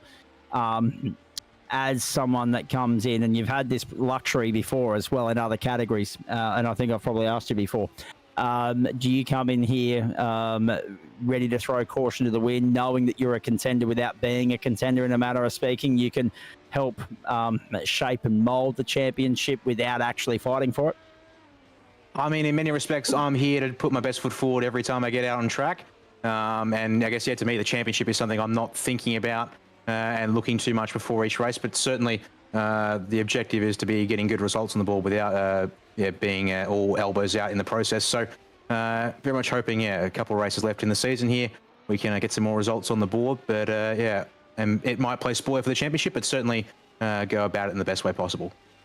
All right, mate. Very nicely done. Nice to hear from you. Go well for the rest of the night. Good luck with broadcast commitments over the next couple of weeks. I know there'll be a lot of eyeballs on that, and we look forward to catching up when you get in the rig for the round at the Sachsenring in a fortnight. Go well. Thank you very much, Zach. And just a shout out to all the guys at Orbit Drop Air Motorsport before I sign off. Tyson out here on track with me tonight. It was good to have some company and race together a bit. Unfortunately, we're sort of in disguise here. Don't have a radical paint sorted out, but also need to start hunting down a new painter. So to maybe try and either keep our current design going, or maybe if we need to consider something else. And cars like this might need to be added to that rostrum of paints that need to be done. Yeah, did I just hear you say you're looking for a painter? Yeah, that is correct. We've had a painter ever since I took over the team in 2021, but said painter is preoccupied with some iRacing World Championship level events and the likes. So unfortunately, we're in a stage of having to sort of start shopping around a little bit to see who's out there. I'll say, if you're looking for somebody, we can't go past one of our club sponsors in John Simpson at Flash Graphics, mate. Hit him up. He does great work all around, and have a chat to him, mate, and he'll see you good. Yeah, we'll be keeping our eyes and ears open, and fingers crossed to be able to support those who support the leagues that we race in. Would definitely be a good way to go about it as well. Well done, Joe. You need the ka-ching sound effect in your artillery there. Very nicely done, Daniel. Thank you. We'll let you go. We'll catch you in a fortnight. Thanks for that, Zach. The drum roll, very nice show. Thank you, guys. Thank you, Daniel. Very nicely done. Race winner Daniel Yeaman, round winner Daniel Yeaman on the platforms of the GSRC. Aidan Luthwaite second, Tyson Broad in third place. We'll get to Broady now, and then, of course, go back to Paul Wood in a few moments' time. Interesting night, Tyson. I think if I'm doing my maths right, it's a fourth and a third, which is not a bad night out. And you too, not necessarily factoring in the fight for the championship. That is a 3-horse race, as we alluded to a few moments ago. But you've got the pace on your night to throw caution to the wind and go like a scalded cat. And you had to get the elbows out and a little bit grubby tonight, a little bit dirty, but that was good, hard, clean racing for the most part. Are you happy with how it played out and how it fared for you? I wouldn't say happy, because obviously I'd like to be up there with Dan, but Typical race car drivers. I'd say I'm content with my results tonight. Didn't really plan on doing it. It was only sort of after I had a shave about 30 minutes before the server opened. I went, screw it, I'll do this. And yeah, just hopped in the practice server.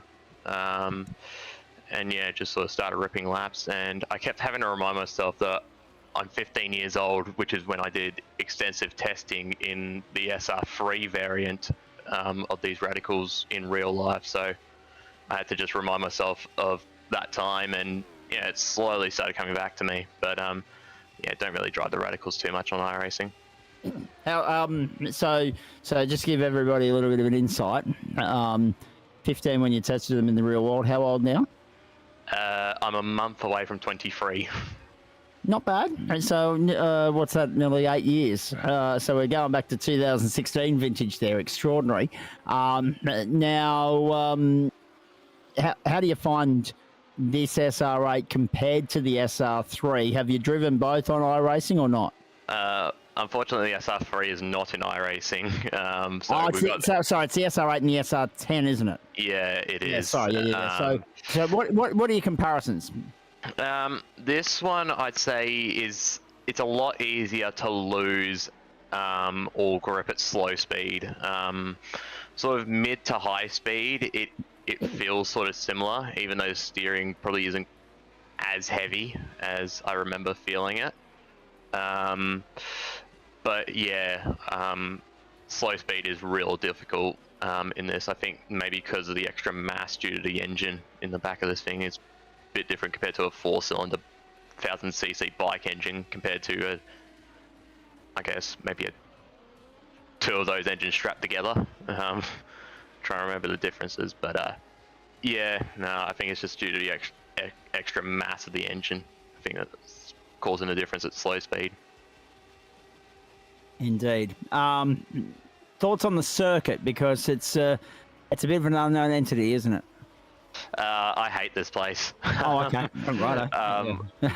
Dan decided to put this track on the Porsche Cup calendar that he did, and I hated every lap of that. And in these cars, it suited a bit better, but yeah, let's just say it's not suited for things with a lot of power and not much downforce.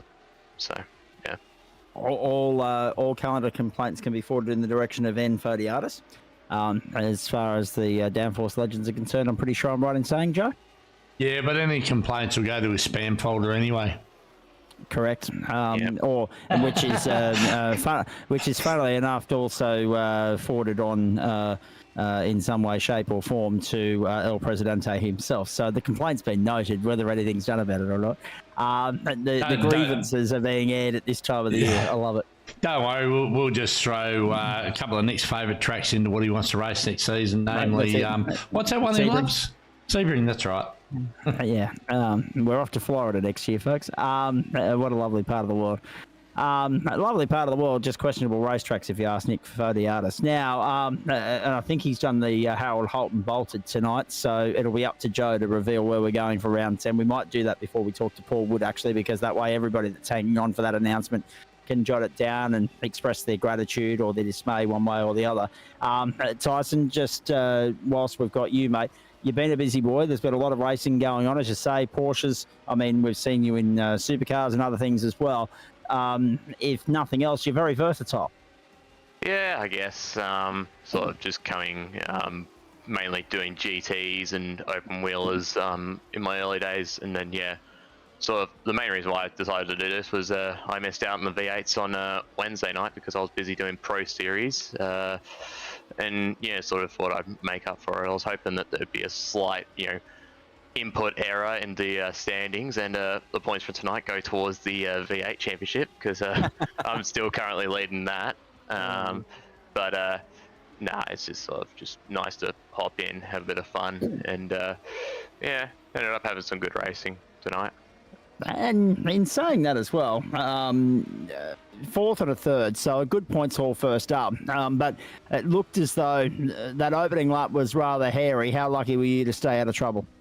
I mean, if we're talking first race, it was probably one of my better opening laps.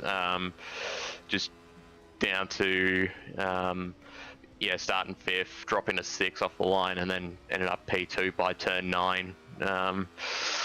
Just picked the right gap, and just sort of stuck my nose in, and prayed that people saw me. And then race 2 was obviously manic with a reverse 25. If I'm honest, it's probably a bit too much.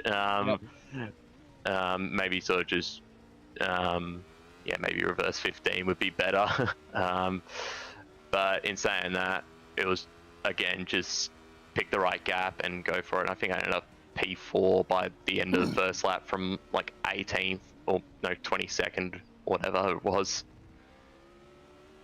Indeed. And here is one of your overtaking manoeuvres on screen at the moment. You may dislike the circuit, but you certainly held your own on here. What was it like going toe-to-toe with Chris Noble and Aidan Loothwaite, and at one point there as well, Jack O'Donnell, and I'm sure I should probably throw Stewie Ellis's name into the mix there as well. There were a few guys that you had to race hard with tonight. Yeah, exactly. But it's always nice to have a good scrap, especially when in a selfish way, you don't have anything to worry about, but they do, so you can afford to take a little bit more risk. But no, it was, I wouldn't try and go out and destroy people's race, but at the same championship, but at the same time, I'm here to just do the best I can, and if I feel as though I'm on pace with you, then I am going to fight you. Yep, and as you should. On merit. Yeah, well, I mean,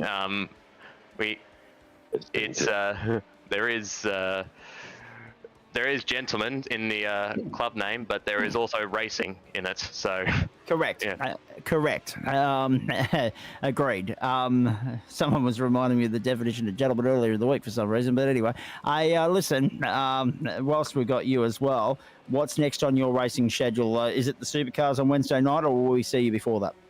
I don't know about this week due to work commitments. Right. I might need to see if we can get the server to allow me to enter during qualifying for that.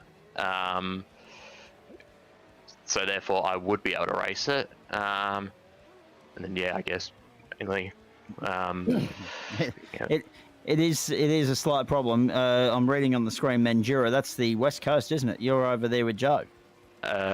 Yeah, I'm on the west coast of Australia, although I don't live there. I was born there, but yeah. Okay, so where are you now? Closer to the town known for a bit of crime in WA, Armidale. I'm nearby that area. Right, so you're still on the west coast, which presents the problem, of course. Gated community. When you have to, when you see, that is the problem. Even though we've got races starting at 9 o'clock, the problem is that you guys you have to leave work at lunchtime to make the server. That is the biggest problem. It can sometimes be a bit of a pain in the backside. Yeah, I think if the server allows me to enter during qualifying, I'm all right. It's just if the cutoff is practice, then it is going to be a bit tight for me to make it. But if we can set it to. So no, actually, it's round 8 next week, isn't it? So we're looking at Aragon. We're looking at a 40-minute race. So it's not a sprint round. So you should be right to enter in qualifying, unless iRacing have changed things over the last short while, Joe. I'm pretty sure he'd be able to get in. Sorry, you should be able to. Didn't mean to cut you off. Yep. Yeah, you should be able to, I think just about every server now you can jump in up until the end of qualifying. Beautiful. Yeah. So there you go. That might be a lucky get out of jail free card for you, Tyson. Yeah, because I've already missed 2 rounds due to Pro Series, and I would actually like to win And that has now wrapped up too, hasn't it? Yeah, that's finished for the year now. So would like to win a V8 championship before the Gen 3 comes out. You looking forward to that? Yeah, massively. I mean, Pro Series has opened up my eyes to the fact that I'm 10 years behind on knowledge compared to a lot of the other guys in there. So yeah, looking forward to it. Gen 3 will be a whole new playing field for all and sundry, and it'll be well worth keeping an eye on the platforms of the GSRC and wherever else you watch your supercar racing as well.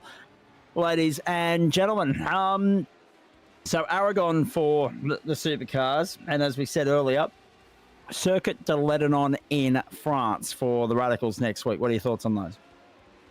Never really driven a serious lap on it, and to be honest, probably not going to turn up for it. It's mainly just probably a one and done for me this season in the Radicals. But yeah, we'll wait and see. Just sort of take it as it comes. Copy. Excellent. That's good enough for me. Go well, mate. Have a great weekend. Well done tonight. Good to see you in there in the hustle and bustle and holding your own. We look forward to catching up next time you're in the server. Go well. Yeah, thank you. Righto, Joe, do the honours for me. Considering that Mr. Heaney, Mr. Jordison, who I'm not staying here for another 4 hours post-broadcast chatting to tonight because I've got a very early alarm tomorrow morning. And Paul Wood. Your voice sounds familiar, Zach, for some reason. Yes. Hello, Scott. And Paul Wood as well are all here.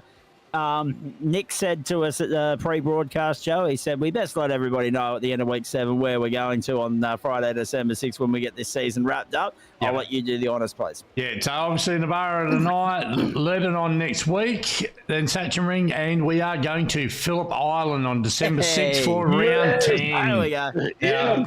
Anybody who's raced these cars around Phillip Island knows that they better wear oversized undies because they are fast and awesome fun there. So, get amongst it, people.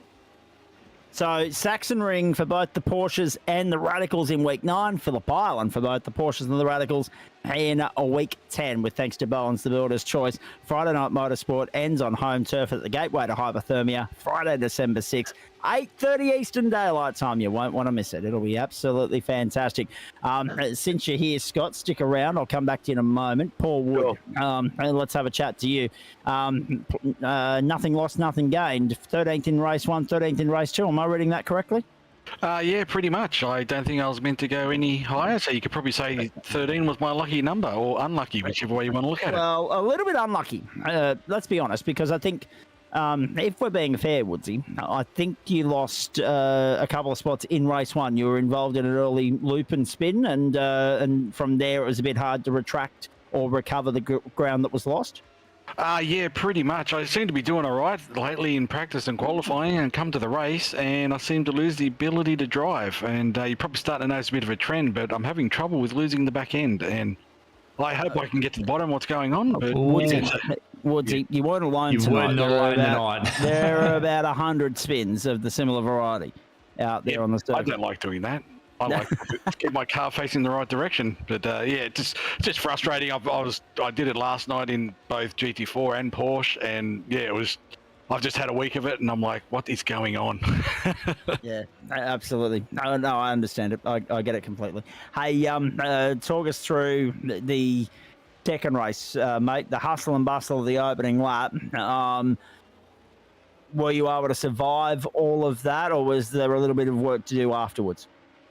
Yes, my first goal with the first lap coming together was just stop and hope I don't get damaged after the last few weeks where I've been caught up in first lap incidents and or picking up witches' hats, which have just absolutely killed the car with any speed. My goal was to survive, keep the car straight, no witches' hats, and be able to play on, which I think I did. But yeah, I ended up at the back of the field basically with that one there, so it was a matter of just working my way back through, and from there, just trying to keep talking myself through each lap to keep the car under control and making sure I'm doing the right inputs and that sort of thing. And it kept wanting to kill me several times, but overall kept it relatively straight. But not my best performance in these cars. I'm hoping I can improve over the next couple of weeks and have some nice, clean, smooth races would be the goal. Indeed. Although that being said, tricky racetracks the next couple of weeks, particularly Lebanon next Friday night. We've seen that circuit utilised in GT3 once. It was put on the never to tour again list. How do you reckon it'll be for the radicals around there? I feel it's going to be very similar to how this was tonight. It's going to be a track of trying to keep all the pedals in the right positions at the right time, so the cars don't want to rotate on you. If you can do that, it should be a good race. But again, it's a tight track with plenty of corners, so hopefully make for some good racing. Let's see how we go, and I suppose size of field will play a part. If we've got big fields again, it always keeps it interesting because no matter where you go, there's just cars constantly. So a little room for mistakes. So my goal is just improve on my results over the last couple of weeks. Indeed. Very nicely done, mate. What's next on the iRacing schedule for Paul Wood? At this stage, it'd be GT3 on Monday. Very nicely done. And looking forward to that immensely. Of course, GT3 on Monday, back to Fuji. It is, yes. Yeah, again, back to we're away from sprint racing, so I'm looking forward to that. A little bit more consistency hopefully will work to my favour as long as I can keep the car facing the right direction. But looking forward to those races. Should be a good closeout, and the championship is getting tighter than ever at the top. So no pressure. Just got to make sure it doesn't get to me and I don't crack. So looking forward to the battle, and we'll see where we're at in 3 weeks.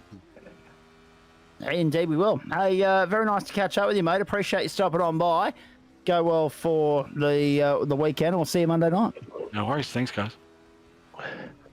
From Paul Wood to Scott Jordison, talk us through your night, please. I had truckloads of fun. Thank you very much. 19th in the second race, despite having the invert pole position. I've never driven that track. Okay. I had no idea what I was doing. So I didn't want to get in people's way, but at the same time, you can't just let people pass because it's dangerous if you do unpredictable things. Yeah, So, easiest one is the straights, just let them go past on the straights. But, if you see a car in your rear view mirror coming up to a corner and you can see that they want to send it there, even though they're too far back. If I was in a championship, I would just close the door on them because they weren't close enough. But in this, there's just no point. The guys are faster than me. I don't know what I'm doing. I'm braking earlier than what they are. So I just run wide on the corners and just let them go. They're faster than me. Best thing to do is let them go, get behind them, and learn from them. I learned the track better, and had an enjoyable night, and that's what it's all about. Exactly. First rule of racing here, particularly because, let's be perfectly honest, at the end of the day, we're not racing for sheep stations. It is fun. It's not lost on anybody that Christian Horner's not picking up the phone tomorrow morning. You're not getting a checkbook full of, green notes. Actually, the only checkbook that might pop out is the blue and yellow one of Whiskey Business Racing when Greg Keeney goes to the negotiation table to continue his driver recruitment. We're going to ask him about that in a moment because I think the Whiskey Business Racing can I add to that? One or two this week, but. Can I add to that? I did let Greg pass this week, and I did not take him out. Thank you very much.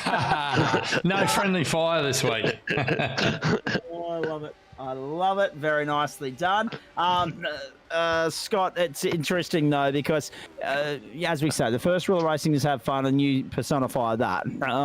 We can sit here and be as serious as we like and treat it like, world championship racing or whatever, and we certainly do from a commentary standpoint because at the end of the day, we're broadcasting a product and we should treat it as, a full-blown serious motor race. But it's not lost on anybody that it is about fun, and there's not $1 million on the line each time we go out on the racetrack. In fact, there's nothing on the line, really, except a nice bit of silverware at the end of the season. And it was actually just nice to see it through tonight because last night, of course, or was it Tuesday night? Yeah, Tuesday night in the Super Formulas. That's right. Super Formula Lights. And said, you know what, that'll do me. Yeah. And I had a fun night that night too as well. But I will have to say I do have bragging rights from tonight. Yeah. I did better than Lance Stroll. I did not. To be fair, that's not hard. I did not put it in wet sand. I love it. Hey, Scott, before I have a chat here very quickly to Greg Heaney and then Nick Fodiatis to wrap it up, what's on your agenda for the weekend, my friend, and how much time spent practicing, getting in the sim rig ready for next week, and when are you next in the car? The only thing this is just fun for me. I never do the Super Formula. Well, I used to do it in another league. Love the cars, but Tuesday night's not a great night for me. The only thing I care about championship-wise is GT3. So I haven't done any laps on Fuji in this week. I'll be practicing Fuji over the weekend, and hopefully I'll get some really good results. All right, mate. Very nice to catch up with you. So GT3 Monday night, in other words. Yes. I was going to say we've caught up more than enough this week, but I appreciate you coming in and having a chat with us on broadcast. And we'll look forward to catching up as well next time round. Go well. Have a good weekend. I'm just getting a couple of messages. Thank you very much. I need to get to him in just a moment. But good on you, Scott. Appreciate it as always, mate. Thank you. Appreciate the work you do, Zach. You're awesome. I try. I do try. And there are some weeks where you try harder than others, trust me. Scott, thank you. Greg, I'm coming to you in a moment. Nick Fodiatis has rejoined us very quickly. We thought you'd already bolted. We thought you'd already done the Harold hold on us. Which is why we've already told all and sundry that we're heading to the gateway to hypothermia for week 10. But before you go, some final thoughts from you on tonight, and obviously some thoughts on the racing agenda for you for next week. Tonight, still suffering that headache. I don't like it one bit. There's been nights where I've done race control. It's been really good. Yeah. I mean, overall, you didn't see much. You see the incident and you kind of move on. There's a lot to break down. Yeah. Wow is all I can say. Tomorrow night, I may give the 79 a crack around Mount Panorama. All depends. And then LMP2s, I've jumped a spot up into 4th. So, I mean, what have we got left there? Circuito Gilles Villeneuve this coming week. So it should be good. And then the trucks at Texas. So you just keep it clean for the last 3 rounds of the trucks and try and see what I can do in the last 3 rounds of LMP2. Very Those guys at the front are faster than me by like a good second and a half. So, Nick, I've got a question for you. Are you going to try and replicate anything that's happened from yesterday at the Adelaide 500 in the trucks? No. Or the supercar qualifying today, guys. Oh, that was sick. Some ridiculous stuff going on in Adelaide today. You haven't seen it? Okay. The boys will update you after the fact, I'm sure. There'll be some links in your inbox first thing in the morning. I do have one more serious question, though, with regards to GSRC stuff, Nick, before we let you go. Yep. And I will do it very quickly because I know you're on a time frame here. With regards to next week, there are a lot of people saying, Navarra, it's not our cup of tea, What are your thoughts on Circuit to Lebanon? Because that's going to be the next stop. Yeah, I don't mind these circuits. That's why I've chosen them. And people need to expand their palettes, as far as I'm concerned. And if you don't like it, then stiff. I'm the one in charge of Friday nights. No sympathy from N. artists. None at all. It's called life. It's called reality. It's like, unfortunately, you're going to have things that you don't like, such as Sebring. And I chose with my 2 feet to not do Sebring. But, I mean, it doesn't stop me from trying other tracks such as Lebanon and Navarra, all the new ones that are coming on board. Like, you just got to expand your palettes. You just can't keep going to Road America, Bathurst, Laguna Seca, all those ones the whole time. Got to try something different. He's ticked all the boxes for me, as I knew he would. Very nicely done, Nick. Appreciate that, mate. Have a great weekend, and we'll see you Monday night. Thank you. Catch ya. See you, Nick. Thanks, There he mate. is, the one and the only, in charge of Friday Night Motorsport, our good mate Nick Fodiatis, and you can tell that tonight's been challenging for him. You can tell that I reckon he's off to have a couple of Panadol before he hits the pillow. At race control, some nights it can be busy and some nights it can be quiet. Tonight was certainly busy. Greg Heaney, welcome into you. I don't think I'm well. And you? Yeah, survived. I don't think you'll be exchanging Christmas cards with Adam Simpson anytime soon. However, in saying that, involved in a couple of incidents tonight, and I'm looking at the results sheet here. Down 9 on where you started, so that's 6th that you started on the grid. So that's 20th on the 20th in race 1 and 15th in race 2. So at least in the end, even with all the invert and the shenanigans that went on with that, you still managed to finish higher than you did in race 1. Well, yeah, true. At least race 2, my car was still relatively straight come the end of it. No, look, as I think half of the grid probably hadn't turned many laps on the track. I hadn't turned any until, was it last night, I think? I think it was last night or Wednesday we threw up a practice session, and I think that was the first laps I'd actually turned in this car around this track. So I was happy to make it to the end relatively unscathed, using that term very lightly for race 1. And I was just happy to get through race 2. It would have been nicer to not had a very light tap to the rear that unsettled the back of the car on lap 1, but hey, these things happen. So let race control look over that and do what they need to do. But no, we're happy to get to the end with a relatively straight car. And justifiably so, fair enough too. In saying that, let's talk about the rest of the stable here, mate. Boy, oh boy. Jack O'Donnell didn't start the night well, fought back, benefited from the invert. He and Scott Jordanson brought the field to green for race 2. All was good there. Obviously, Jacko saw his opportunity to bolt. 4 seconds up the road, he's clear, he's in the lead. It looks like it's his to lose, and unfortunately, one small mistake and he does lose it.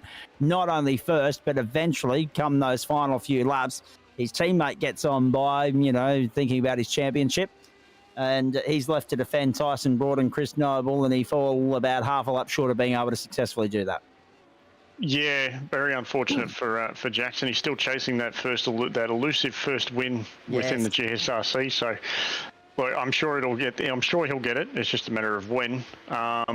He can blame me for everything in race 1 coming through. I think it's turn 5. I think I was just on the wrong part of the track, and the back of the car started to get a little bit loose, and as soon as I hit the picks and just locked the brakes up, I was already on the grass, and by the time I came to rest, I was on the apex of the corner. Oh dear. Yeah, and I'm like, I could see Fred had already cleared me on that before the car got unsettled, so I was like, well, okay, like Fred's gone. I knew Jackson wasn't too far behind me. Along with the rest of the gaggle of very angry little buzz boxes behind me. And as soon as it started to step sideways, I'm like, yeah, this is not good. Hit the brakes, just locked them up, just to arrest the car and pray. Yeah. And I happened to come to rest just over the ripple strip on the track, and the first car to clip the side of me was Jackson, unfortunately. Very unlucky, but GC drove a good second race, and Aiden's done himself no harm whatsoever in the championship fight, mate. I mean, that was a phenomenal drive through. When you're second only to Daniel Yeoman in both races, you're doing something right. Fred Kahn held his own fairly well in that second race. Dane Snadden fought back through nicely, finished inside the top 10. As a whole, the stable had a good night out. Yeah, as a whole, yes, it was a good showing from the guys tonight. So, yeah, very happy with that. And I can see Bobby Camo is giving me some stick on YouTube. Hello, Bobby. Nice to have you on board. Now, here's the thing. He can take it as well as he gives it. Yes. Bobby wasn't on the grid tonight because for the, I don't know, Here we go time again. in the space of 4 weeks, he's decided to take his rig apart. Now, is there any method to the madness there? Any merit in doing so? Honestly, no idea. I know the last time he did it, which was Tuesday. No, was it Tuesday? Yeah, Tuesday night. He did it Tuesday. Yeah. Before the coaching session that he'd lined up for myself and him. You're kidding me. No, he did it on Tuesday as well because he got his semi-cube wheelbase back, so he had to tear half his rig apart to put the wheelbase back in. Jeez. I could see his Brilliant comments. stuff. How It's a running joke in our club. Yeah, it's seriously a running joke. But no, look, I'm sure he'll get it sorted where he likes everything, and he'll be more regular on the grid with the rest of us. That's it. Oh, gee, I look forward to seeing that banter continue throughout the course of the rest of the term. Now, Bowens, the Builder's Choice, great to have them on board, not just sponsoring your team, but also the club and this series, mate. The sponsors would be happy with the amount of airtime they've had tonight. We've got the, I'm getting the wind up here from Joe because he's put the broadcast schedule on screen already for me. Before we go any further, though, I need to finish with Greg, Joe. With regards to the rest of the stable, and with regards to Bowens and everything else, has the team grown week on week? How much negotiating has been done either by you or by somebody within the team on your behalf? And how many cars are in the stable of WBR right now, please? At last count, we had 15. Jeez, it's growing. Yeah, It's growing some more. and that was when did I put that in the information? Give me a second. Let me just have a look at this other page here. It was yesterday. Yeah, yesterday I did a count of 15, and that was after Jackson managed to recruit the SFL race winner, Mark Helly. Yes. So we Very now nice. have another SFL on the grid. So, yeah, it's ever growing, as you keep saying. And I think Very we nice. are now one of the largest within GSRC. So. Wouldn't be hard. I mean, because there's been a couple of mergers of late. There's a couple of teams there that, you know, have always had solid numbers, but with 15, I reckon you'd be right up there. No doubt about that. Hey, very quickly, what does the weekend look like for the WBR stable? And then your thoughts on Lebanon next week. And I probably should ask you what you thought of the Navarra circuit, considering it's the first time we're taking a broadcast race there as well. Not sure what's happening over the weekend. I know there was some talk of some of the guys doing the Fuji 8, but not entirely sure if that's going ahead or not. Most likely a fair chunk of practice for Monday night. Navarra, yeah, happy with the track. I know it was in the Ferrari Challenge a couple of weeks back, and this would be hectic as all get out in a GT3, so I would be happy if we didn't see GT3s here. Lebanon, unfortunately, I won't make it for next week because I have managed to snag a Guernsey for the Simmons Home 75th anniversary dinner that is being put on in Melbourne next week. So I had to actually go out and buy a suit for somebody's wanted to decide to call it a black tie do. So I had to go Very and actually nice. buy a suit and everything. Yes. And then, I'll be back for Saxon Ring, so I'm hoping everybody likes turning left.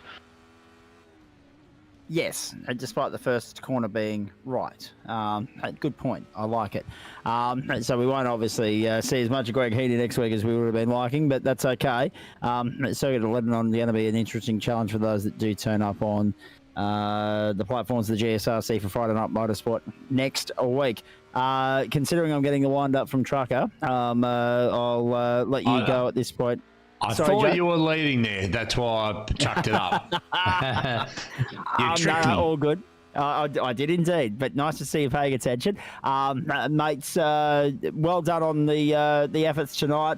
Great to have Bowens on board. I know you were integral in getting them on board as part of the club sponsorship package and this category as well. So well done on that. Well done at the recruitment table to you and the team this week as well. Hilly's performance on Tuesday night was phenomenal. It's been a busy week and we've enjoyed it, and nice to actually catch up with you because we didn't see you Monday night and also we didn't see you last night. Actually, we should ask you while you're here, what happened in the Porsche, please? Tried not to do Porsche things and did Porsche things, and I think I just ended up cooking my tyres in the end and just like, you know what, I'm just going to park it. For your own safety and sanity? Yeah, probably more that than and of trying to avoid getting in other people's way as well. And I've that's the part you don't want, yeah. Yeah, very much so. Also, on I've got some the back news. Hang on, we'll go to you in a moment, Joe. Greg, finish that. I was going to say, on the back of driving these radicals and being that they're nice open cockpit cars, I think this is actually the first time you've actually seen my race suit to go with my helmet that I'm running at the moment, which is, I think I alluded to that about 3 seasons ago. Because I know there was a comment you made a while back on a GT3 race where you made comment of the helmet. So I thought, you know what, I'm going to go out and make the race suit to match it. Very good. I do like it. It does look very nice. Have a look at that. The eyes are painted on. Fantastic. Hey, now, Joe Denard and said he's got some news. I know exactly what he's talking about. Hit me. Wrong button. Not that one. Not that one. But it is a graphic. There it is. There's the updated championship points after round 7, ladies and gentlemen. Oh, it's spicy at the top. It's Aiden Luthwaite. So it's 42 points. It was only 18 or something like 23 or something like that coming into the night. So it's almost doubled. Aiden Luthwaite, the points leader from 3rd up to 1st. 251 plays, 224 for Chris Noble and 209 for Stuart Ellis. That DNF tonight rather costly actually for him in the grand scheme of things. But Luthwaite, 27 of the good on Chris Noble with the drop rounds now taken into consideration, but Aiden's only got one of those drop rounds to play with. There is a nice little buffer for Chris Noble to play with on points, and if it was on corrected order, Stuart Ellis would be 255, Chris Noble would be 292, and Aiden Luthwaite would be 274 without those drop rounds. But those drop rounds come into the equation. It is Aiden Luthwaite's lead to enjoy at the moment. So all of a sudden, we'll talk about Chris Noble sweeping the DownForce Legends Championships, LMP2 and the Radicals. We're now talking about Aiden Luthwaite potentially going back-to-back on a Friday night to complement the IndyCar series that he won in Term 3 in prime time on this night of the week. So, yeah, all to play for in the final 3 rounds of the season. 6 races to go. Sorry, Greg? I'm going to have to buy him another bottle of whiskey. No, that's it. Exactly. That's what I told him that when he won the... Actually... You know, I said to him, I said, if you win the championship for the Indies, I'll buy you a bottle of whiskey. And I did. And he's received it? Yeah, he's already finished it. Oh, excellent. I was going to... Well, good. Put it this way, I had it delivered to his door 2 days after he won the championship. You must have been going through Australia Post then. And No, just it was Dan Murphy's delivery. Very good.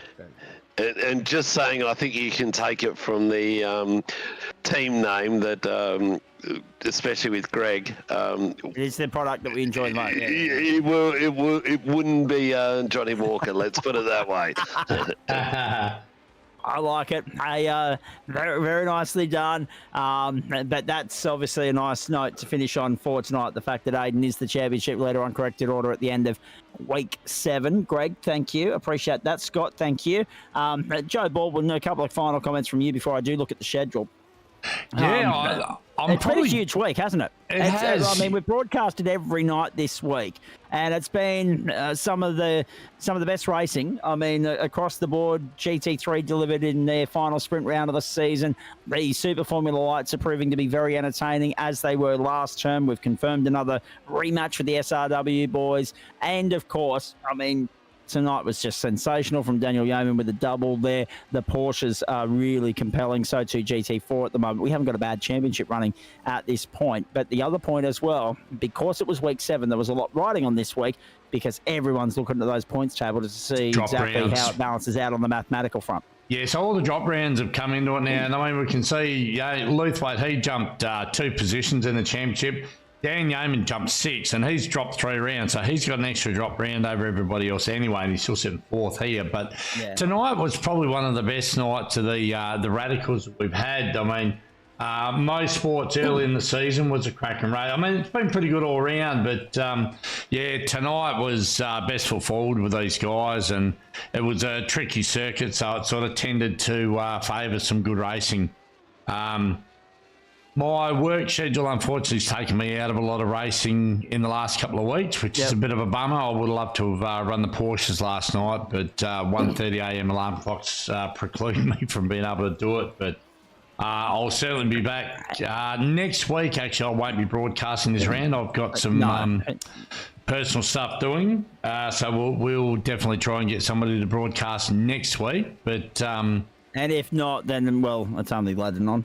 And we'll have the night off. But if there is someone that's able to step up to the plate, we'll continue running with it, obviously. But if not, then obviously we'll be back for the final 2 rounds of the season. Yeah, definitely is the way we'll go. So, but definitely looking forward to the tail end of the championship. What a place to finish it off at Phillip Island now that's been announced. Yes. Anybody that's ever run these cars around there, because it's so high, it's such a high-speed place, it really comes into the downforce aspect of these cars. So definitely looking forward to that one. It's interesting, isn't it? I'm looking at the points. Luthwaite only with 2 round wins so far. Tonight's round win went to Daniel Yeaman ahead of Luthwaite and Chris Noble. But again, it is about consistency. Quickly, let's not worry about Mountain Men so much because I'm going to mention that in the schedule in just a moment. But when's the next podcast due, please? This Sunday. Excellent. So I'm going to get on to the guy that we want to have as a guest. He's pretty well known.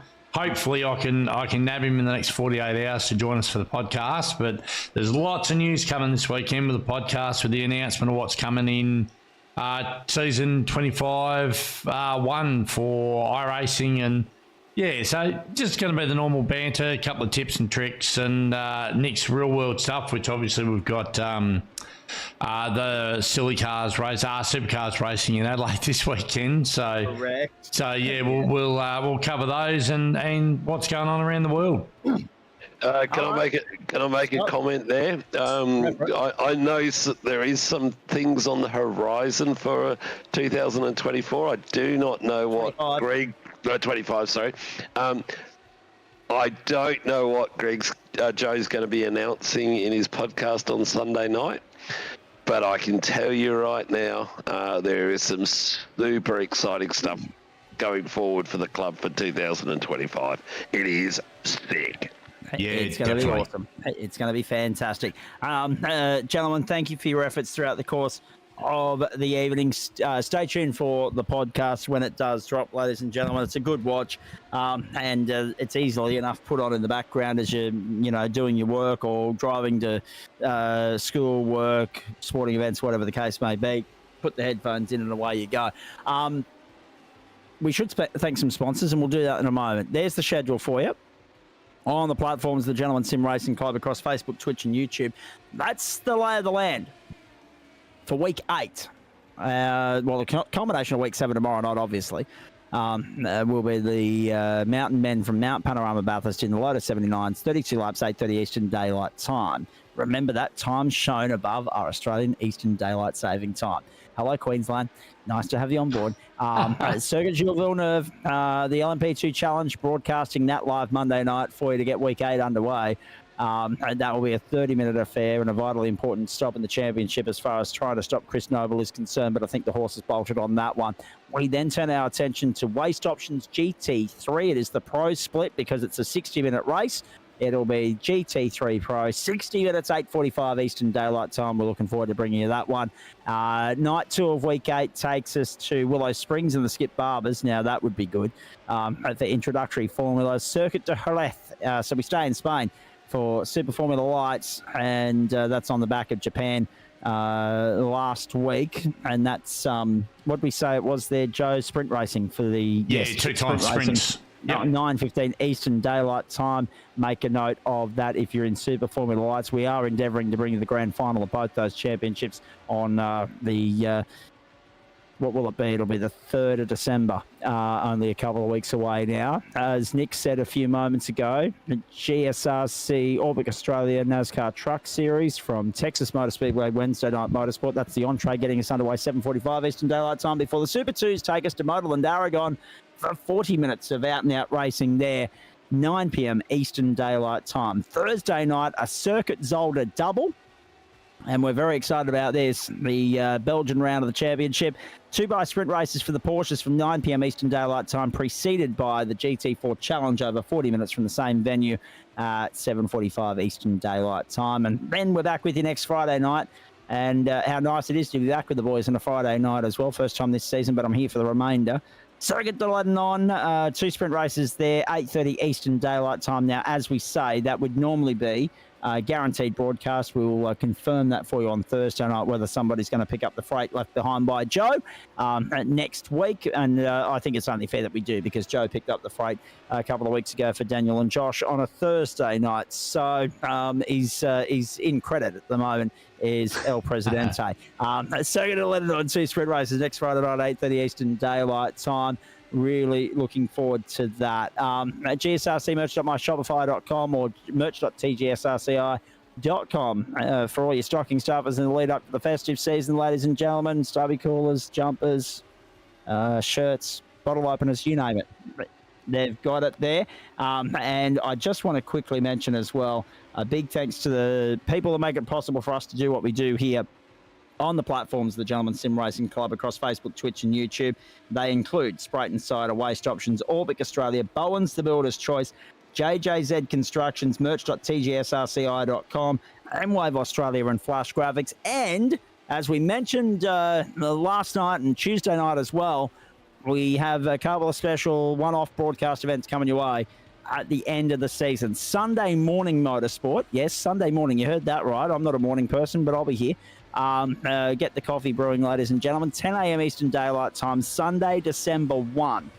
Make a note of that. The Gen 2 Supercar send-off from the GSRC preceding the... it's a little bit strange because it is preceding the Supercar Grand Final on the Wednesday night, but still, Grand Final week starts a day early. We're going to start Sunday, December 1, 10 a.m. Eastern Daylight Time, 2 hours, 24 minutes around the Nürburgring Nordschleife.